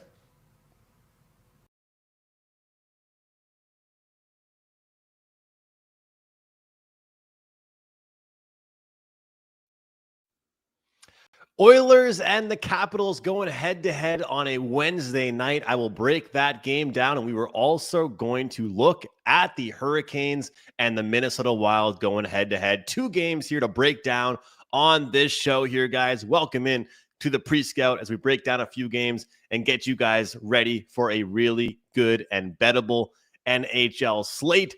Let's not waste any time. Let's dive right in. Oilers and Capitals here, taking a look at these 2 teams, taking a look at what this game offers. And first and foremost, we have to look at the Edmonton Oilers when it comes to them off a loss. This is an Oilers team that is off a game they would like to forget. They did not look good whatsoever against the Buffalo Sabres. It was bad. It was not just a flat spot. It was bad for this team, losing 5-1 to the Buffalo Sabres. And I don't care about flat spots. I don't care about any excuses. I don't care about being on the road. This Oilers team did not look good. And for a team that is struggling with consistency, for a team that will look good one game and then not look good the next, it was not a good game for the Edmonton Oilers. So how do we fare in this one? How do we take a look at it? Well, let's look at this Washington Capitals team. What's up with them right now? Well, more importantly, looking at their injury bug. Only one thing to really mention, and that's Pierre-Luc Dubois. Other than that, it's not too bad. But Pierre-Luc Dubois is going to be a big missing piece for the Washington Capitals. So we'll see how they can fare after that one. Of note for this team, guys, 4 of their last 5 games have gone under the total, this Washington Capitals team. But we know the Edmonton Oilers will drag everybody and anybody they can into an over. Whether it's the Capitals doing the scoring or whether it's the Oilers doing the scoring, it's hard for me not to picture off a loss the Edmonton Oilers really coming with speed, with urgency, with motivation. Draisaitl, McDavid, now Zach Hyman, coming off that play, that game that they are losing 5-1 against a team like the Buffalo Sabres is going to be super, super motivating for them. Although taking a look at this, guys, this is an Oilers team that just overall hasn't done very well on the road. And this is a Capitals team that on a large scale has been a very good home team. So when I take a look at it, especially head-to-head here, this Capitals team has done very well when it comes to playing at home. Now, these teams, they kind of, when they go head-to-head, we've kind of seen a mixed bag overall, but they have not played this season. They played, the last time that they played was late last year. So we have no context as far as this season is concerned. But when it comes to this game, guys, there are 2 plays that I'm looking at. I'm looking at the first period over in this game, and I'm looking at a shot prop. When it comes to these plays, guys, especially with the shot props, I want to look at head-to-head data. And with me doing overnight shows and overnight videos, that's what I'm going to be able to show you guys is the head-to-head data as much. And this is what we have here. This is Alexander Ovechkin's head-to-head history against the Edmonton Oilers. And it's very, very good. I mean, this is one of those things that you just cannot ignore, that sometimes a player plays very well against one particular team. And in this case, Alexander Ovechkin plays really well against a ton of teams, but especially against the Edmonton Oilers. You can get his number over 2.5 at -140 at the best shop available, or you can take over 3.5 shots. You take a look at the last handful of games he's played in his career against the Edmonton Oilers. He's got 9 shots, 3 shots, 7 shots, 3 shots, 5 shots, and 5 shots. And the attempts, 14, 4, 11, just some really, really high numbers, guys. So from an overnight perspective, looking at some shots on goal perspective, looking at the player prop perspective, I got to think that Alexander Ovechkin is someone to look at. And looking overall at this Edmonton Oilers team, they give up a ton of shots per game.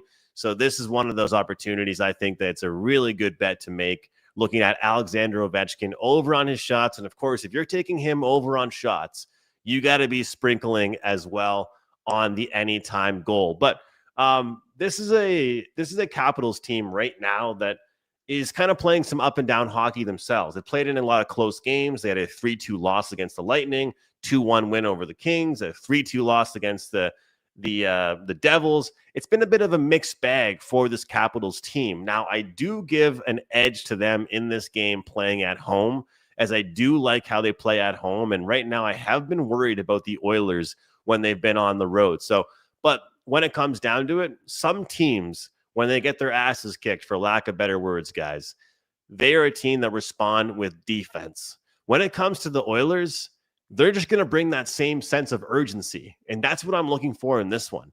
That's why the first period over 1.5, we have a 6 as the total. You're going to get a pretty decent price on the first period over 1.5. This game should start with a bang. Not to mention, the last game the Capitals played was 2-1.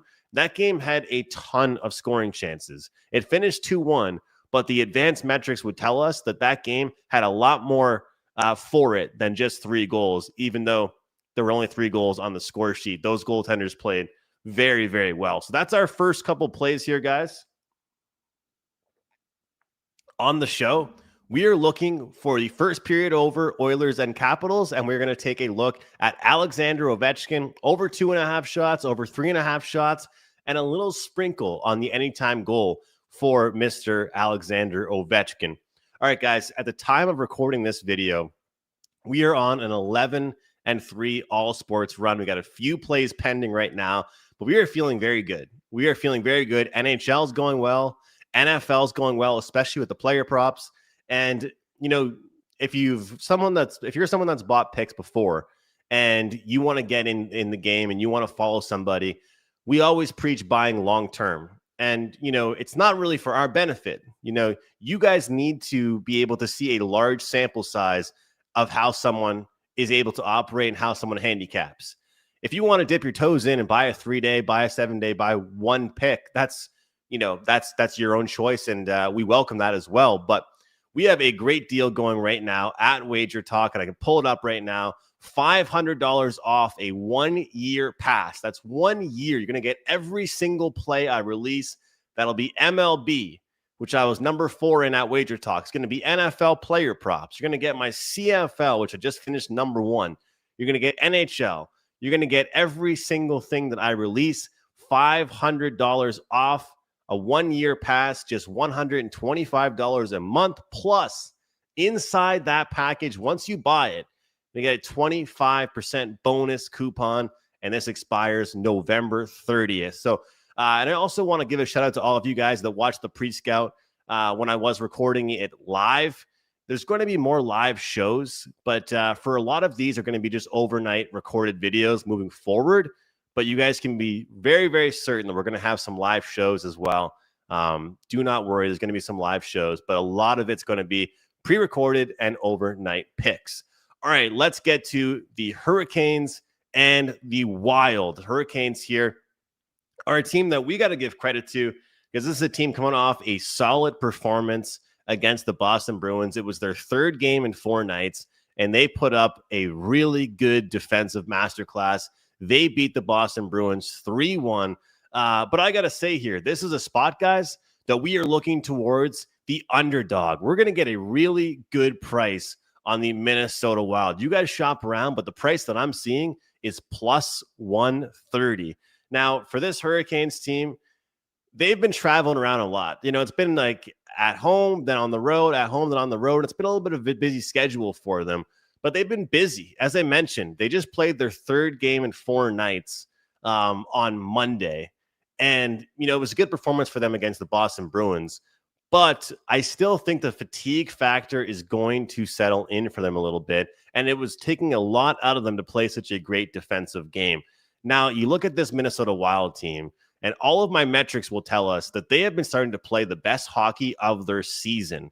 They're coming off 2 great performances. And they have 2 shutouts in their last 4 games. I've been very impressed with how they've played. Sure, they had that hiccup, the overtime loss at home against the San Jose Sharks, but they followed that up with a 2-0 shutout victory over the Ducks, and they just beat the Vegas Golden Knights at home 3-2. So in this handicapping game, you have to be able to forecast when you're going to find good bet on stretches for a team. Now, the Minnesota Wild did not start out on a good note, guys. They did not start out on a good note. But when I look at this Minnesota team and everything that I look at when it comes to this team tells me they are about to go on a run.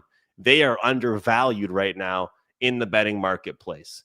Now, when we look at this, this isn't a rapid revenge spot, but this is certainly a revenge spot. Earlier in this month, earlier in November, we saw the Hurricanes defeat the Wild 4-3, and that game was in Carolina. Now the Wild, they get a chance to get back on track. They get a chance to bounce back, and they get a chance to flex their muscles on home ice. So I do like this one quite a bit here, and this is one of those ones here where this Wild team, I think, is going to have the ability to shut down the Hurricanes. Now, some interesting content or context here for this game. The Hurricanes, if they score 3+ goals, they're on a 13-1-1 run.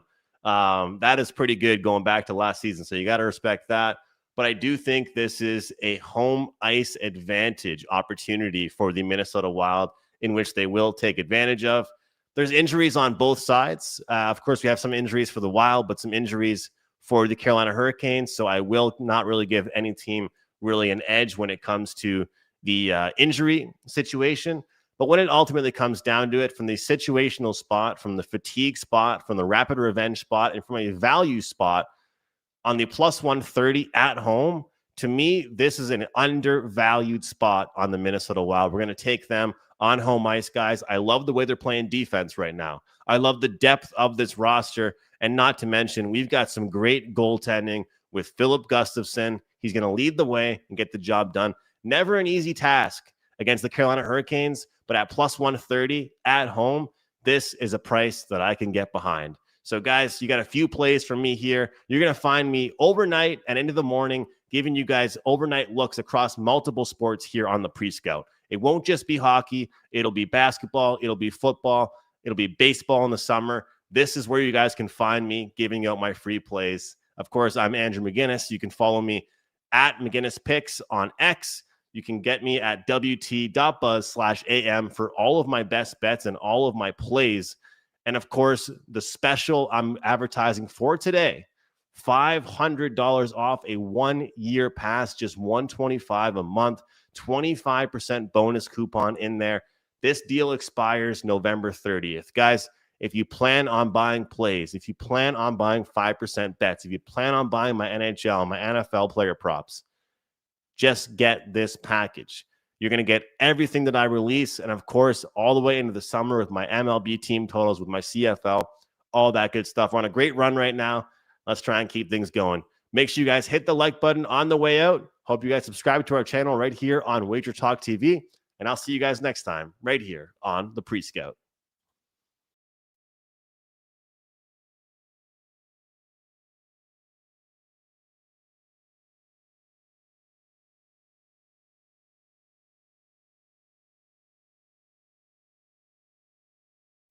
What?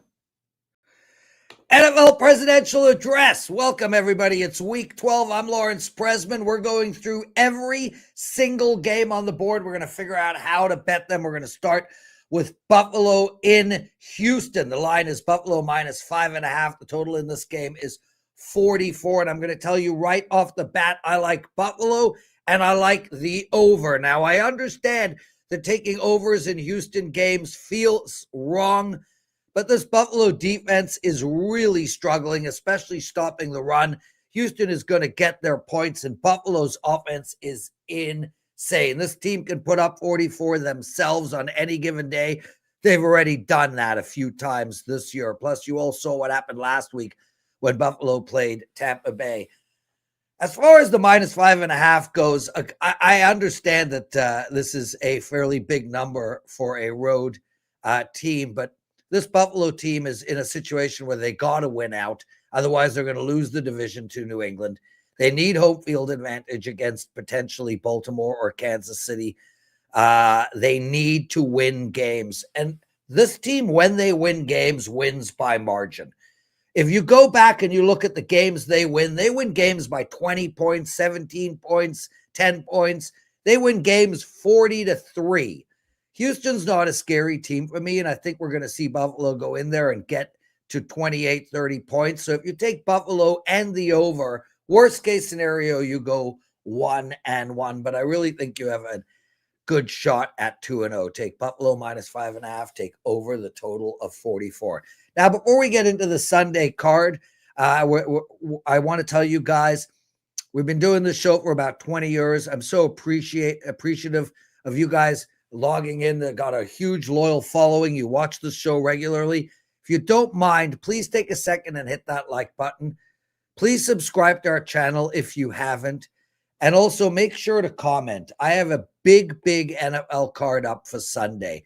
I have a couple of ATS bets, and my NFL ATS bets are the strongest bets I have. Over 4.5 years of NFL regular season ATS bets, I'm over 64%, but that's nothing. I am literally 8-3. That's 73% this season. That's 8-3 this season in NFL ATS bets, and I have 2 of them this Sunday. So please head over and take advantage of that. Okay, Pittsburgh going into Chicago. Chicago minus 2.5 now. A lot of money coming in on Pittsburgh today. We're taping the show on Tuesday. It was -3 for Chicago. Total in this game is 45, and I'm going to stay away from the total and look at taking the Bears. Now, I look at this Pittsburgh team, and I think this is a fade team moving forward. I do not believe in their defense, and their offense has been out of sync all year. Now, I get that Mason Rudolph came in and looked good towards the back end of the game against Cincinnati, but firstly, he was playing Cincinnati. Secondly, they did not game plan for Mason Rudolph. And thirdly, we have seen Mason Rudolph before. He is not a starting quarterback in this league for a reason, and this Chicago defense should be able to eat him up. Plus, Chicago is winning game after game after game, and I understand that most of those games are insane comebacks or total fluke or lucky bounces. It doesn't matter. Nobody cares. They make the playoffs based on their record, not based on whether they were lucky or unlucky or made a comeback or gave a game away. The Bears are getting it done, and they're getting it done every single week. Take Chicago -2.5, and if it drops to 2, take them on the money line, please. New York Jets playing Baltimore. Baltimore -13.5. Total here 44.5. Looks like Tyrod Taylor will play. Justin Fields' experiment is over. No one saw that coming, especially the people in Chicago. I like the over in this game at 44, and I like Baltimore. Yeah, the favorite and the over. I think Baltimore is going to put up 40 points in this game alone. And that means all we need from the New York Jets is 5 points. Now, I don't think they're going to get a safety, but I got a feeling 2 field goals, maybe a touchdown is coming. And as far as the -13.5, something is wrong in Baltimore. I understand that. They're really struggling offensively to find any type of rhythm. With that said, the New York Jets, call this the cowbell angle. If ever you have a fever, if ever you're struggling on offense, what do you need? A more cowbell. That's the New York Jets. Baltimore wins this game somewhere around 40-10, 40-13. Take the -13.5 and take over the total of 44 points. And it's exactly the same handicap in Detroit, guys. They're playing the New York Giants. They're -10.5. But what I want to say here about Detroit is when you get Detroit off of a loss, oh, that's betting time, baby. This Detroit team goes into Green Bay, starts the season, loses. Next week, they put up 50+ points on Chicago and win by 30. Then they lose another game. The week after, they put up a ton, cover 10.5. Then they lose to Kansas City. The next week, they score 44. They hold Washington 22. They cover 10.5 easily, and that's on the road. Now they're coming off of a horrible loss, 0-6, 0-5 in fourth downs. I think it all spins around. I think Detroit goes 4-5 in fourth downs. I think Detroit blows this New York Giants team out.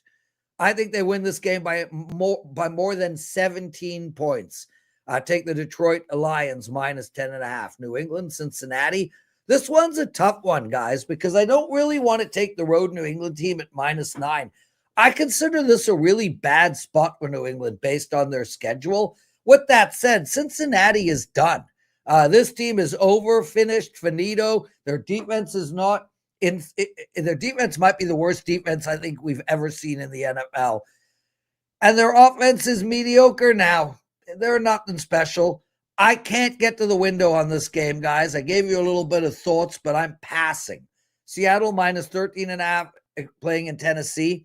I'll make this real quick. The right play is Seattle. They're a road warrior team. They're coming off of a loss, and they're playing a horrible Tennessee team that's really struggling to score. This Seattle defense is spectacular. I think they hold Tennessee to under 10 points. I'm just worried about the 13.5. My lean is on Seattle.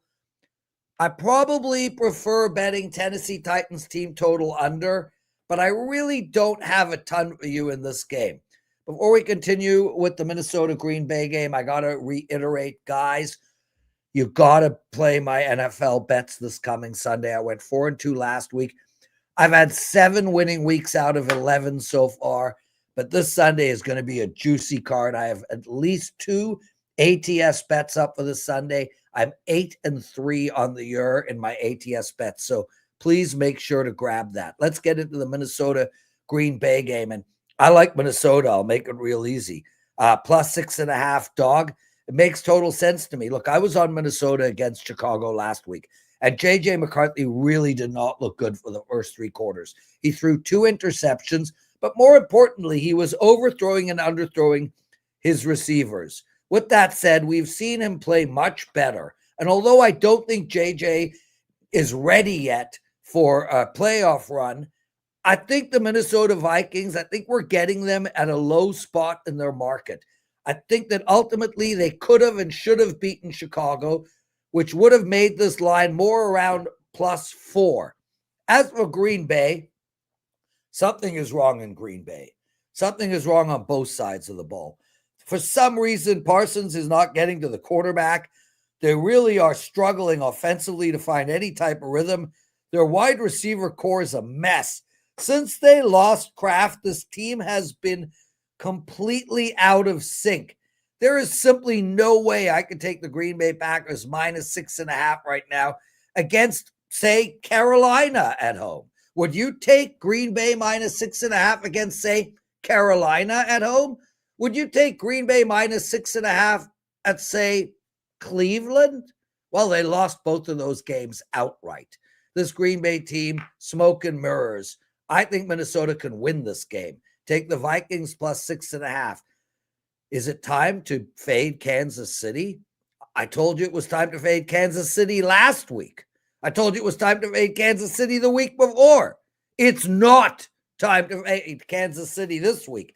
Now they got an Indianapolis Colts team, and let's bottom line this. Kansas City is in must-win mode, period. If they have a shot at the playoffs, they have to win out.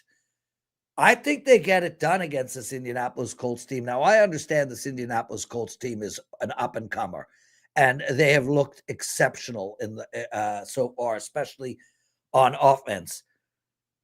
I think they're in over their heads this week. I think they got a veteran Kansas City team in an absolute must-win situation, and I think they're going to get exposed. And I actually think we're going to see their offense regress a little. Take Kansas City minus the 3. Oh, and my image changed. Now we got Jacksonville and Arizona. Jacksonville minus 2.5. The total is 47. Guys, I got nothing for you on this game, and I'm sorry. I would look to bet the over here, maybe, but there's just better opportunities on board. Jacksonville is a team that every time you think they're amazing, like when they beat Kansas City, the next game they're horrible. I just don't trust Jacksonville, and I certainly don't trust Arizona. This game is a pass. And speaking of pass, there's no need to even put the Cleveland, Las Vegas. Get it off the screen. Get it off the screen.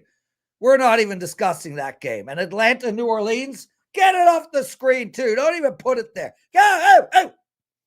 Okay, let's talk Philadelphia and Dallas.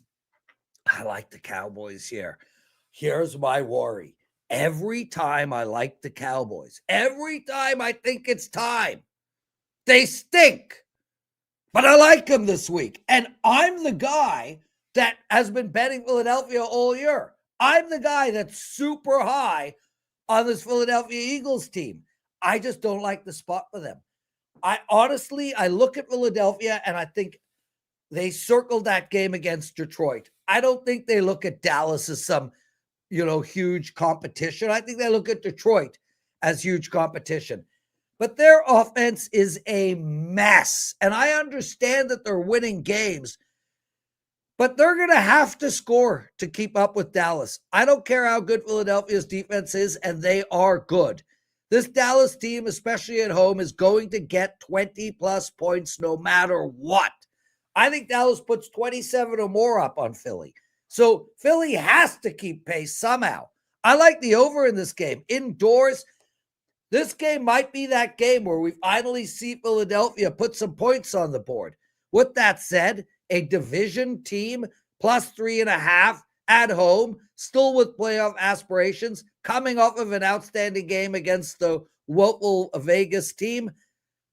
Give me the points here, baby. I'll take Dallas. I'll also take the over. Sunday night, Tampa Bay and the Rams. Don't overthink this play, guys. Just keep taking Tampa Bay games over, no matter what the damn number is. It really makes no difference. And the Rams can score with anybody. This Rams team might be the best team in football right now. And offensively, they're getting it done. Stafford is playing great. They got weapons everywhere. And we saw how bad Tampa Bay's defense is against Buffalo. Tampa Bay can score. Tampa Bay can't play defense.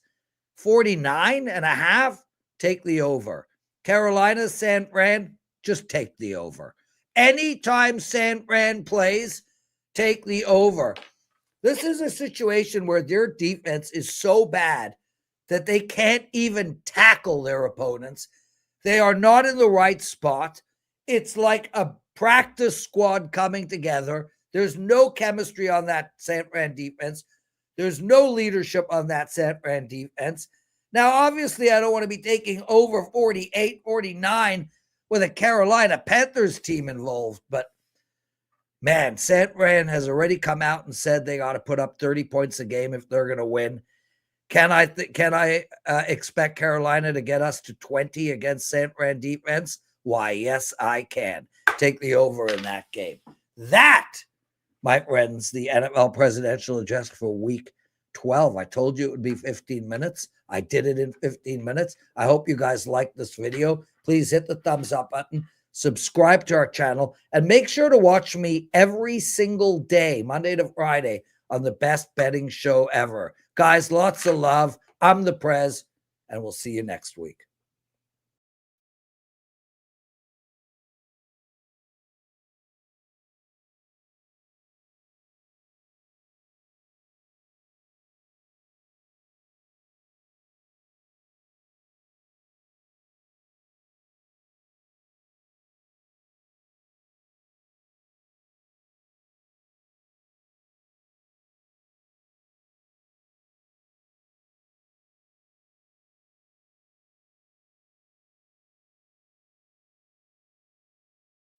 Welcome in to Kelly and Crack, another beautiful Monday here in the state of Florida. Crack is back in Las Vegas. Crack, how is Las Vegas these days? Rainy. We've had like 5 days of 7 with a little bit of rain and stuff. So I don't mind it though, but it kind of reminds me like home. But home will always be in New York, New Jersey.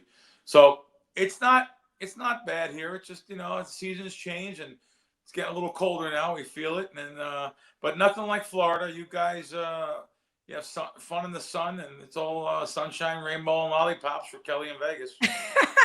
It is, and even I got out of the cold last week when it was cold in Florida, down in Aruba. Crack, I got a bone to pick with Aruba. Oh. So I get told about how great the sports books are and how great the casinos are. Yeah. I don't know who went down there and screwed things up since the people that told me how great it was. The sports books, they're basically all just kiosks now. There is no freestanding sports book. Everybody said, oh, you're going to be able to find a half point better here. You're going to be able to do this with teasers there. Nope. Teasers, yeah, sure. Half point here, there, but you had to have a 3-leg teaser to even be able to put one together. And the sports books were just not great. Now, the casinos had big TVs when you're sitting there playing blackjack or craps.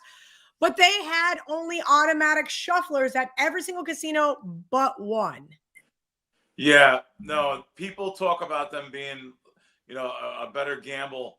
But I have noticed me just going to Panama, Costa Rica, and, of course, the islands there. If it's not a full-fledged casino like maybe the Atlantis where they have a freestanding sports book or Baja Mar, yeah, they're those little joints too. Sometimes you got to watch. You don't want to win and get caught winning. Yeah. you might get a little visit outside the casinos. Well, they also had a $300 table max, right? So there I am. I like to bet progressively, right? If I'm on a hot streak, I'm pressing and I'm tipping the dealers, and the pit boss is just standing there looking at me. I'm like, lady, I can't win long-term on an automatic shuffler. Relax. We're just having a good time. I'm betting $300 a hand. Like, this isn't Vegas. And I just found it very interesting because you're right. Like, all of a sudden, there I am now, the center of attention in the casino, and I'm a nobody. $300 a hand. I mean, you got, you're thinking about, the locals you're making $2, $3 an hour. It's not. Oh, not in Aruba. Not in Aruba. I think Aruba's doing very well. I'm thinking when I was in Costa Rica, even this Colombian casinos, Costa Rican casinos, Panama. Panama's pretty much Americanized. They use the regular dollar and everything, but it's a lot of money when you're betting, more than $100 a hand. So you're going to be looked at as a big shot for sure. How did you do gambling? I'm going to bet you lost. That's why you're mad. So I did end up losing because we gambled every night. Like, right? Like, here's the thing. You got to leave, especially on an automatic shuffler, you got to leave up. And the first couple of nights I left up. The very second to last night, we found a local casino called Alhambra, and they had a 6-shoe deck. And there's a couple people not hitting 15s, not hitting 14s. And I just said, you know what? I'm going to play the way I'm going to play. I'm going to put it out there. I've got the guy next to me on board. I've got Ariel on board. And I was pressing hard. And I won, let's just call it, I bought it for $800. Let's say I won $1,800 or so, right? And I was like, all right, I won $1,000. I should take my ass to bed and stop drinking these $1 beers. Because, like, the worse the casino, the worse the alcohol. And we've already been drinking basically all day long. So, like, the last thing you want to do is be drinking their well vodka or well rum. So I said, all right, I'm going to die. I shove my chips in my pocket. I go to the bathroom. I say, all right, I'm going to cash these chips out. Then there's no more temptation. Next thing you know, there's Ariel and the guy to the left of me start going on a run. I'm like, I got to get back in. So that is the only reason why I did not leave up with money, is because of the alcohol degeneracy tendencies, right? That we all have. And that's why you're not supposed to do it. But if you're going to do it anywhere, the nice place to do it is it's a $300 max. Like, I can't bet more than that on a hand. I'm not throwing out my last $2,000 in chips just being a complete and utter idiot. I'm doing it at, $150 at a time. Did you bet in the sports book? Was there a tax? Was there a shakedown? So there is a 4% shakedown. That was the other thing so we went to one of the casinos called Moneyball.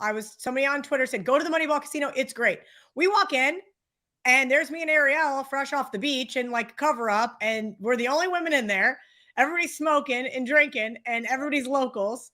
And there's nobody even working at the counter. You still have to go to the same kiosk that's at the Hyatt, the same kiosk that's at the Marriott, the same kiosk that's at the Ritz. They're just this white box kiosk. Somebody owns all of them. So there's no more advantageous numbers. Yeah, is it Caliente? Probably Caliente. Caliente had the, when I was in Curacao, they were Pinnacle. Every day, they were a betting book back then. Every day they would send someone downstairs to bet against the Atlanta Braves. Andrew Jones played for the Atlanta Braves. He was Curaçaoan from Curacao, and all the locals would all bet the Braves, so it would be a pure scalp every single day. But they still run like Mexico and stuff. Caliente is the main sports book, but it's really hard to overcome anything when you're paying that 4% tax. So you're paying 4% on the winners, at least the way it was when I was there. So. No, you're paying 4% up front. Yeah. So, for example, I put in a $100 bill. Yep. I was going to bet my 3-team underdog parlay that I give out every single week in college football. So I just put in $100 because I was going to bet $100 on it. I'd already bet it at the Hard Rock before I left. And I thought, you know what? I'm on vacation. I'm gonna press a little bit. And then it was like, you owe us $4 more. And I'm like, I don't have any singles, and you don't give change. So and I just was like, screw that. Give me back my $100. How do you beat that though? 4% up front. I didn't even know it was up front. My God, I remember it was on the winners at a couple of different jurisdictions I went to.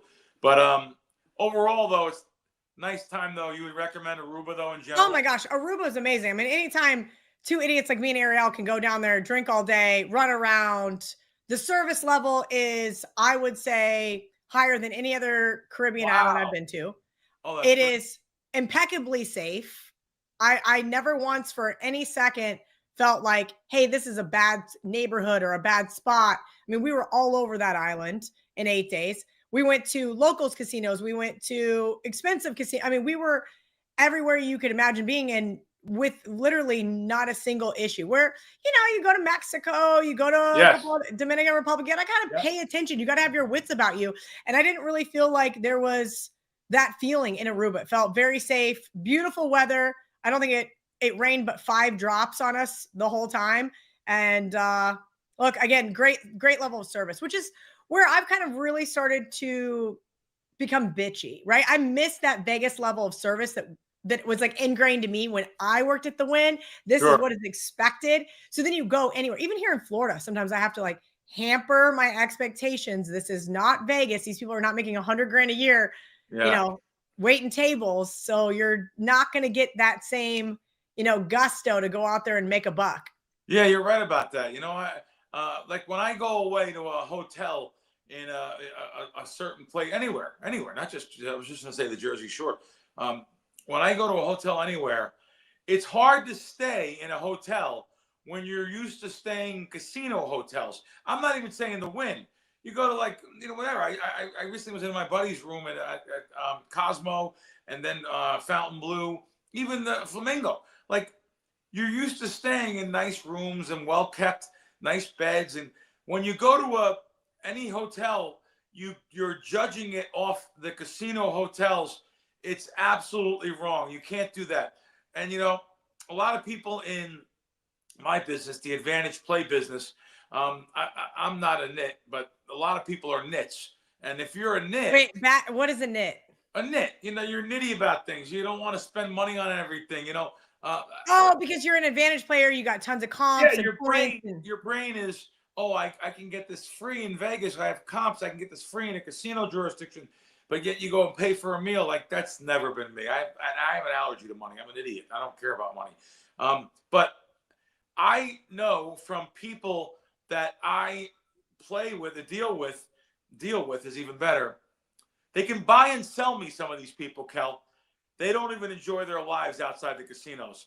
Like, they're brown bagging it. They don't even want to go to an island. They don't want to I don't understand it. I mean, years and years and years ago dated someone that worked for the Harris properties, and whenever a 7-star came up, it was just like, oh God. And I'm like, what? You should love these people. And they're like, yeah, right. They demand, they expect the highest level of service. They don't tip for it. They want their car left up front for $0. That it is, you're right. That is that's what they live and die by, is that they have that 7-star card, which means ultimately they lose millions of dollars. I got to tell you, when I'm with new people or someone or a friend comes from out of town, like, they don't realize, like, when I'm at Caesars, they have a side door on Caesars.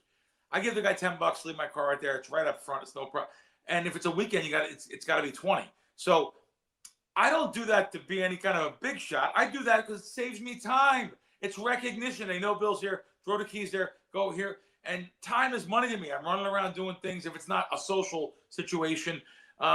In general, I tip up front at restaurants a lot. I tip right away. At the bar? A person that gets a tip from me is the guy that's bringing me my drinks. The busser. He gets, or that first waiter.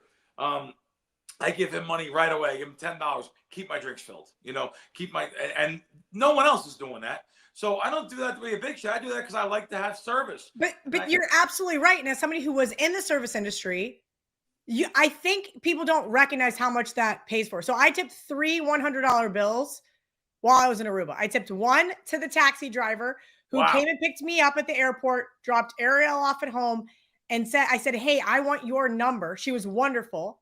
She then took care of us. We had a private driver for the rest of the week. That's great. And sure, it was like 5-10 extra bucks here and there. And then I tipped her again on the way in.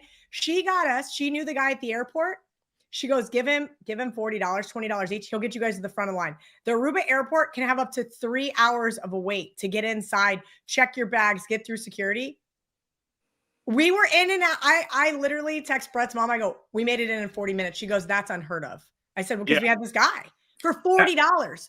We did not have to stand outside, right? The next one was the server at the Hyatt, and that's because she let us go there because we were staying at a different hotel we didn't like as much as we had previously stayed at the Hyatt early in the week. She got us a day bed for free all day long and just brought us free drinks because she liked us so much because we had tipped her the $100 earlier in the week. It paid for itself. You saved money. Yes, I saved money. And the third was when we were getting off the boat on Saturday. We'd been snorkeling all day drinking all day, having a great time. I only had 100. I told Ariel, she was like, well, I have a 20. I go, let me just tip for both of us instead of doing 220. I'm just going to give these guys 100 because they helped her with her mask. They made us better drinks. Like I tipped $20 up front, and I should have probably just done the 100 up front, but we got such great service. We were sitting at the restaurant on the pier. They come up to us. They said, hey, we have extra spots for the sunset cruise. Come on. And brought us back on the boat, and we got the free sunset cruise. Like, wow, yeah. People don't understand the power of tipping and how well other people want to then take care of you.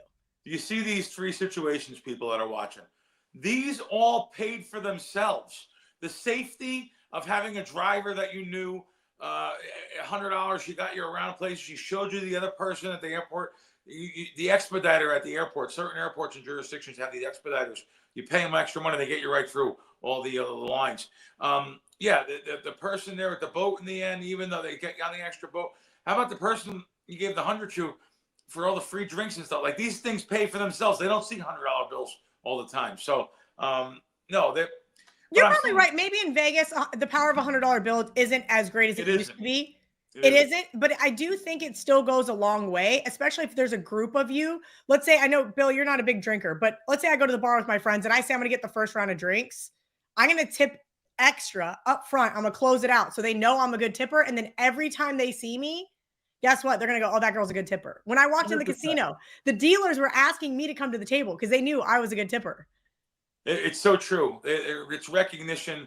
And like I said, a lot of these people that are advantage gamblers are total nits. I don't mean to pick on them.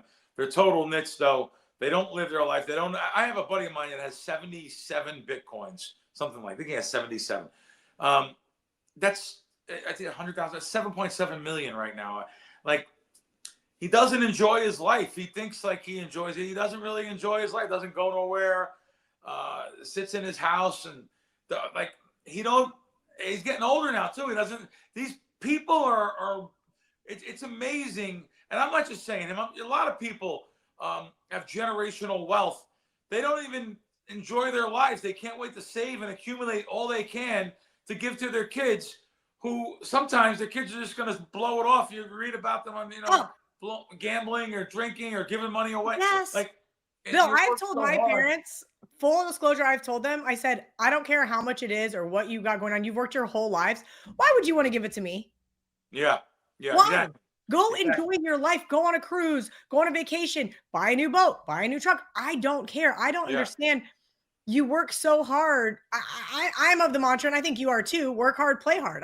You're always traveling, going around, seeing people, going to different casinos, coming down to Florida.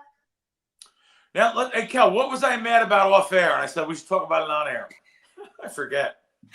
Crack it. I heard Crack's been kind of a little disgruntled lately, and it's I gotta let him vent it out. Let's hear it, Crack. No, just in general, I guess. But I said I'm having a good season. I had a good week last week. And just people. Maybe that's what it was. People disappoint you. People.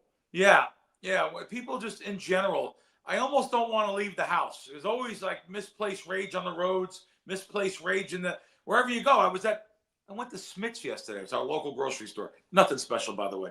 I missed the Wegmans and the different stores back east. We don't have them here. ShopRites. But I went to Smith's and there was 2 beefs in the parking lot when I left. I was like, holy shit. I can't believe. Like, there was one, this guy was speeding around the park, almost killed people. I couldn't believe it. Then he had the balls to park. He gets out. He's got dreadlocks. I really kept my eye on him, And I'll be blunt. Usually it doesn't matter. I was upset, but he didn't do anything to me or anything. I just seen the way he was driving, and he almost hit somebody. And then just the cart guy. I was trying to give him this one was me. This one was involved with me. I tried to give him the shopping cart back, and I wanted to put it on his little. He had a thing of carts he was pushing. I had that job, by the way. When I was 17, I worked at a food town in Middletown. Yeah, but you didn't have the machine that did it for you that you ride. Right. So that's the whole problem. You just hit it. So he's got the machine. So I didn't know if I could put it on the front of the I like it had a locking mechanism. I was just trying to help. Most people just put the carts in the little bin. And the guy got mad at me. And I was like, have a good day there, pal. I know everyone, it's hard to deal with people. Listen, social media as good as it's been for across the miles, for meeting old family and talking to old family, it's double as worse in general for people. They don't know how to act. Their kids are being raised on Google. I agree with you Instagram, on all TikTok. this. They don't know how to act outside. I agree with you on all this, but I think the one thing that I have to say is the only thing you can control is your reaction to it. As somebody who loves to react, that is me. I'm a big personality. I get fired up. I love to react. You just can't give these people like you said, have a good day, pal. That's how it has to be. Yeah. I don't know. Have you ever thought about leaving Vegas? Would you go anywhere else? I have to be here football and basketball season, but it's amazing you're saying this. I actually thought about buying a place down and in a different over the other side of the earth here. But I thought about going getting up. This just came up in conversation. So I thought about leaving. Listen, I like Las Vegas. I do. We have great shows. I seen Hart the other night. They were unbelievable. Still, she's got a majestic voice. It scared me though that she was helped out on stage and she was sat down on a seat. She had to sing from her seat. I've seen them 4 times. I've seen, Ann and Nancy Wilson. So to see Ann, but she's going to be 76. She has a right to sit down. I seen, who did I see a couple? Tom Jones I seen a month ago, and he was sitting down. So our old favorite bands, yeah. So anyway, what I'm trying to say is we have such unbelievable, Toto was just here with Men at Work and Christopher Cross. Like, we have such great shows here. The great food. Our restaurants are unbelievable. We have some great restaurants, great entertainment. And I like all that, absolutely. But I would be happy to give it up for 6 months. I try to stay away from a lot of strip things and things going on for a lot of the year. I don't want to go out on like New Year's Eve, and it's all amateur nights. Weekends, I try to stay away from the strip on weekends. I understand everyone's drinking, having a good time. It's loud, it's crazy, and I get it. I get it. It's not nothing out of the ordinary. But yeah, am I thinking about leaving?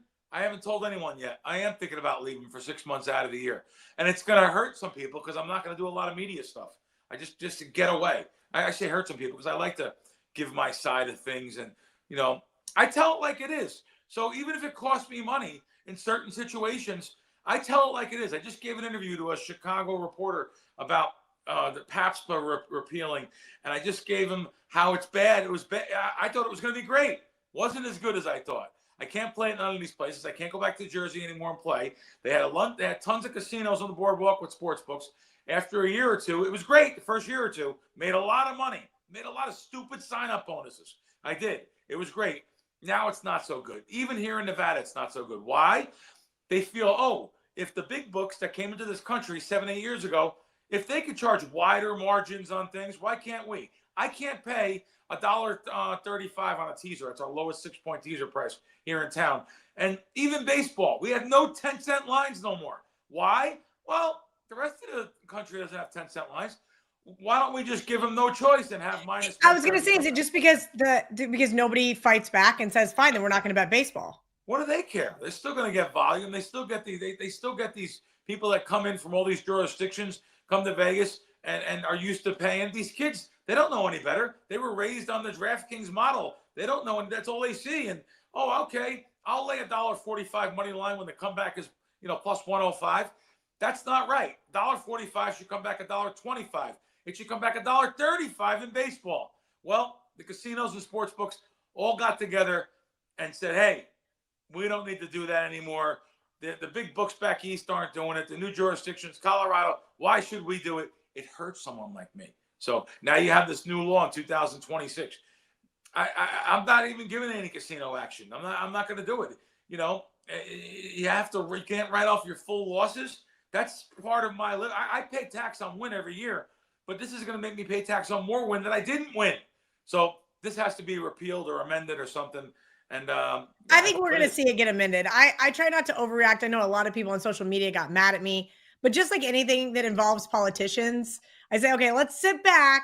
Everybody relax. I think the initial reaction is exactly the same thing as the grocery store reaction. Everybody wants to overreact and freak out when in reality, let's just sit back. Let's see what happens. Call your congressman. I thought they were going to. I thought they were. We have a female congressman. Yeah, Jackie Rosen.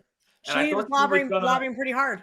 She is. Her and Derek are fighting for it. I understand, but her first battle did not win. So here we are. A month and a half away from 2026, and everything is the same here. So it's so unfair. There's no other business that you can't carry over. If you're betting stocks, if you're betting, you can carry over your losses. You can't do that now with gambling.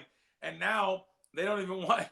Do you think that maybe that's just going to move everything a little bit more offshore or localize it? Kel, I talked about this on VSiN about a month ago. I'm back east in Pennsylvania, and I knew a guy that was a big bookmaker. And he made a lot of money in his life, and he's not bookmaking no more. I said, what, did you just retire and give your sheet to somebody else or something like that? And he's like, no, there is no sheets. I said, what do you mean? He goes, you realize what's going on here in Pennsylvania, right? There's DraftKings, FanDuel, they're all here. All these customers I had, they all went there. I was like, wow, I didn't think that would happen. He said, the only quality of player I can get now is a deadbeat, is a guy that is lost all their post-up money. They're looking for credit. They go to the local candy store, the bar room, the pool hall, and say, hey, does anyone take action? And they have no money. They want to bet on credit. So I was wrong. I honestly thought it would make them more money in the end. Maybe I absolutely did too, because I didn't think betting on credit would go away. But you're right. The difference between posting up and not. 3 different bookmakers back east. All 3 guys aren't booking anymore. I just didn't realize New York, New Jersey, Pennsylvania, they were hurt so much by the legal bookmaking. And, it's like East Rothstein said in Casino, in the end, we get it all. Oh, well, there you go. They are getting it all, except for this week in the NFL. They did not get it all. The teasers cashed, and so Kelly is a happy girl. But let's talk about Monday Night Football, Crack. You do a lot more with props. You got any props for us for Monday Night Football? No, nothing yet for football. I've had good weeks. I've had a good season so far on WagerTalk on my props, though. So you want to play props more than anything. I had a great Saturday in football. Actually, it was 7-1. So I had a good week again. But props, I want to bet more on. People have to grade them right too. You have to grade the props at 3 times what you bet on a side. That's important. That's why I won 13.4 units last week. Well, that's saying your bet 3 times more on a player prop than you would bet on a New York Giants or whatever, NFL side. I don't give out NBA sides. I think they're very hard to beat. NFL sides, I give out a couple here and there, very hard to beat. But as far as Monday night game tonight, I know everyone has to have a bet. You don't. I don't have a bet tonight. I have some really, because everyone has going. A bet now. Nah, this is a. It's kind of an ugly game if you think about it. Yeah, Crack. These 2 teams are. That's like. Now, don't get me wrong. We're betting numbers. We're not betting teams. That's right. But the Eagles, Detroit last night. That's a game everyone wants to be involved in. Somehow, some way. I get it. But if you want to throw a peanut on something, I have no problem. Betting maybe literally 5 or 10% what you bet on a regular bet just to watch the game. I don't do that myself, but no matter what I'm going to tell people, they're still going to do it. My co-host on Fox, Jeff Schwartz, he still bets at parlays no matter what. So at least I got him. Come on, Jeff. Let me guess. Oregon money line every single week. Yeah. He bets like $100 on a straight bet. And at least I got him down to betting $5 or $10 on the parlay that he's betting the 5 or 10 team. Or I don't know. He bet a 14 team. It's a waste of money. Sports books make their money on. Crack, I got to tell you. So we're with a bunch of people that Ariel is known forever because her family has a timeshare. So they go the same week every single year. So do all these other people, right? I got this lady. She's sitting next to me at dinner, and she's like, telling me about gambling on sports. My son, goes on these wild runs. His friend won $200,000 on this parlay. So now, of course, her son thinks he can hit this $200,000 parlay. So I'm sitting there telling her, and I said, I got great information on Ole Miss this week. I got a text early. I laid 13.5 with Ole Miss. I go, line got up to 17. This was on Friday night. I go, line is plummeting now. I go, so I may or may not have good information. The market may disagree with me. I go, a couple weeks ago, I got a text about a Notre Dame player. I go, a couple months ago, I got a text that a quarterback was going to be out for a certain team. And I'm now 0-3 on those bets. And I tried to explain to her the reality. I said, if your son's got a $10,000 bankroll, he should not be betting $1,000 a game. Like that is not the correct math here. Because she was like looking at my account. She was like, asked me. So I had my account open. She's like, wow. And I was like, I've been doing this a very long time. And I think the idea is this get rich quick, especially in certain people's brains. And I told her, she was like, so do you win? And I said, well, I'm winning this week. She laughed. And I said, it's a roller coaster ride every single week. I'm going to win some years. I'm going to lose some years. And it is going to go back and forth. I enjoy it. I do only like to play things I have an edge in. You're right, Crack.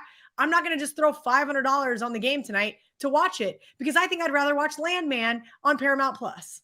See, the problem is, by the way, I watched the first couple episodes a year ago. I never got back to it. I thought it was great. But you just can't football, basketball. I can't get to anything like that. But going back to what you said one key thing there, Cal. Someone won 200,000. That's the end of that person's life. It is, and it's the end. It's the end of any of his friends' lives because they're all going to be chasing that, like a person that does junk, heroin, and they do heroin, and now they're chasing that first high every single time, and that's how their life becomes ruined. That's gambler's ruin. RUIN. These kids have no chance. Oh, remember when you won that 200,000 7 years ago, 8 years ago? Yeah, that was 2 Gambling Anonymous's classes ago, years ago. It's really, really sick that these kids win this stuff and they post them on social media and everyone thinks it's so easy. That's the reporting of the DraftKings and the big sports books. They report ridiculous. Over half of their earnings is off of parlays. Just remember that. Over half of their earnings is off of parlays. So straight bets, they're giving, you get 4.5%. Parlays, a very hefty double-digit hold. On certain things, it's 25%. I mean, it's ridiculous. So just know that. And also know that part of my article was that the 7 jurisdictions that has online casino gambling. So when they're gambling on their football, basketball, whatever it may be legally, they can also play slot machines and blackjack and craps. And that's where I get a little dicey.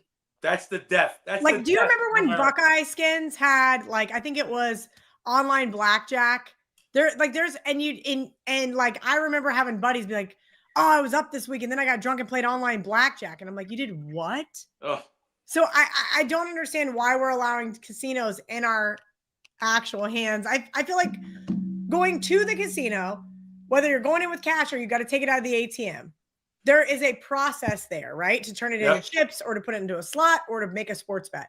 When it is right here and all you got to do is press a button and the roulette wheel spins, I feel like that could get very out of control very fast. There's 7 states right now that allow it. And I want to tell you something. I know by saying that it's to the death of America. No, but it's really the crack cocaine of gambling is this online casino portion of the sports books that allow you to play these games. It's post up money, so it's your money. It's post up. It's not like a local guy. These local guys, like you mentioned one there, they have a casino version. First of all, how can you even play? Who's going to be idiot enough to play? I just don't understand how you could possibly win. I mean, I'm sure some people do win here and there. I don't understand how you. I'm not trusting any online casino. That's my point. Everybody wants to say the NFL is rigged. How do we know that's not rigged? I'm not trusting anything like that. And now, even the ones that are regulated in the United States, it's a sickness. It's like I said, it's the crack cocaine of gambling. It's closet gambling.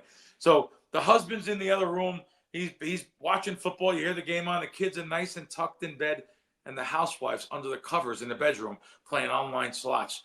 It's out of control. It's an embarrassing thing. People don't admit it. People don't want to talk about it, but it's ruining families. The call centers, the 1-800 call centers, they can't hire enough help, especially in those jurisdictions. Great article. Just look it up. It's a great article ESPN wrote. They won't write it now that they're involved in the gambling business, but they wrote it. This guy wrote it 3 years ago.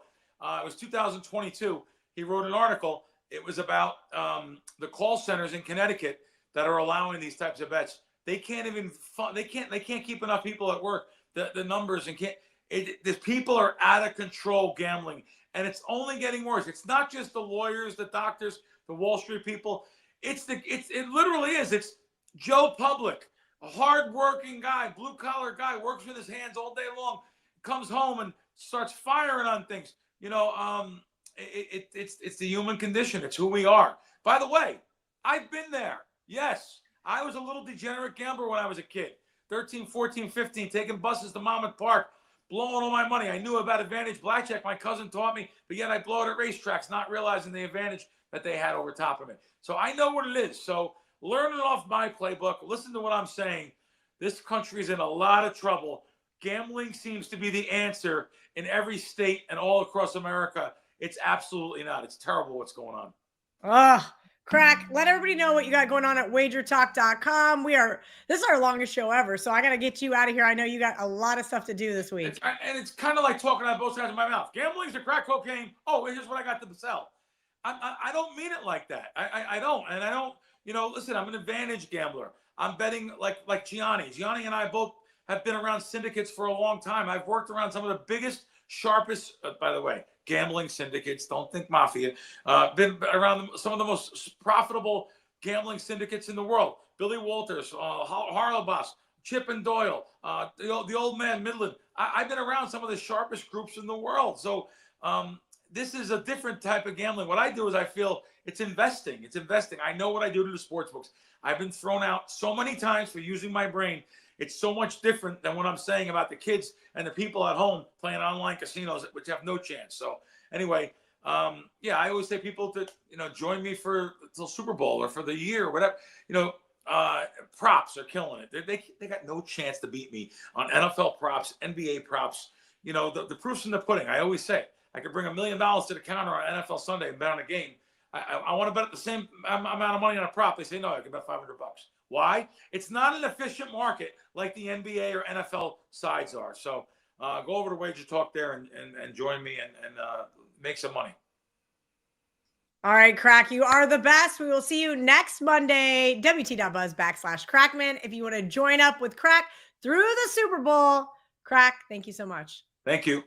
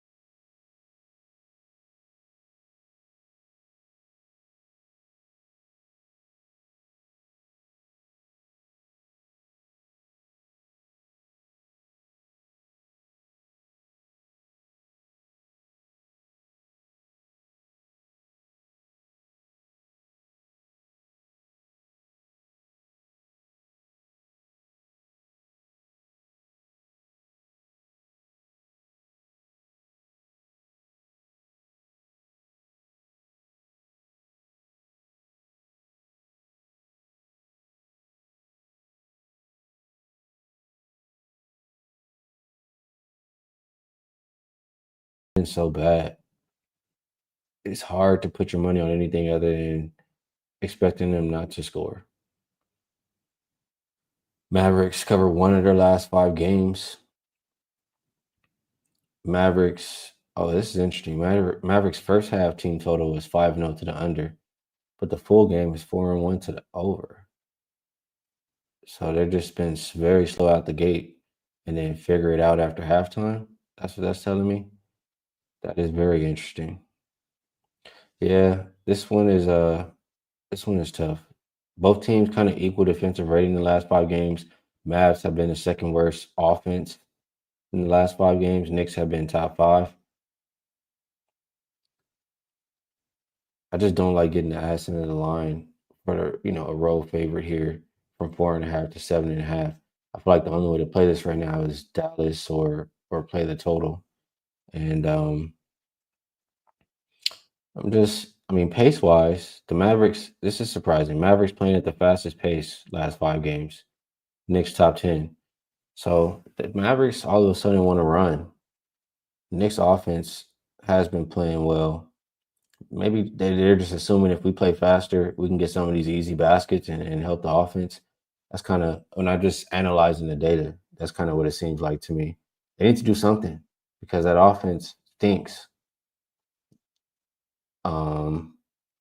Yeah, I can understand looking at the pace, how teams have been playing pace-wise, why this total is going up a little bit. So maybe a lean towards over, trying to give you guys something here, but a tough game to bet for me.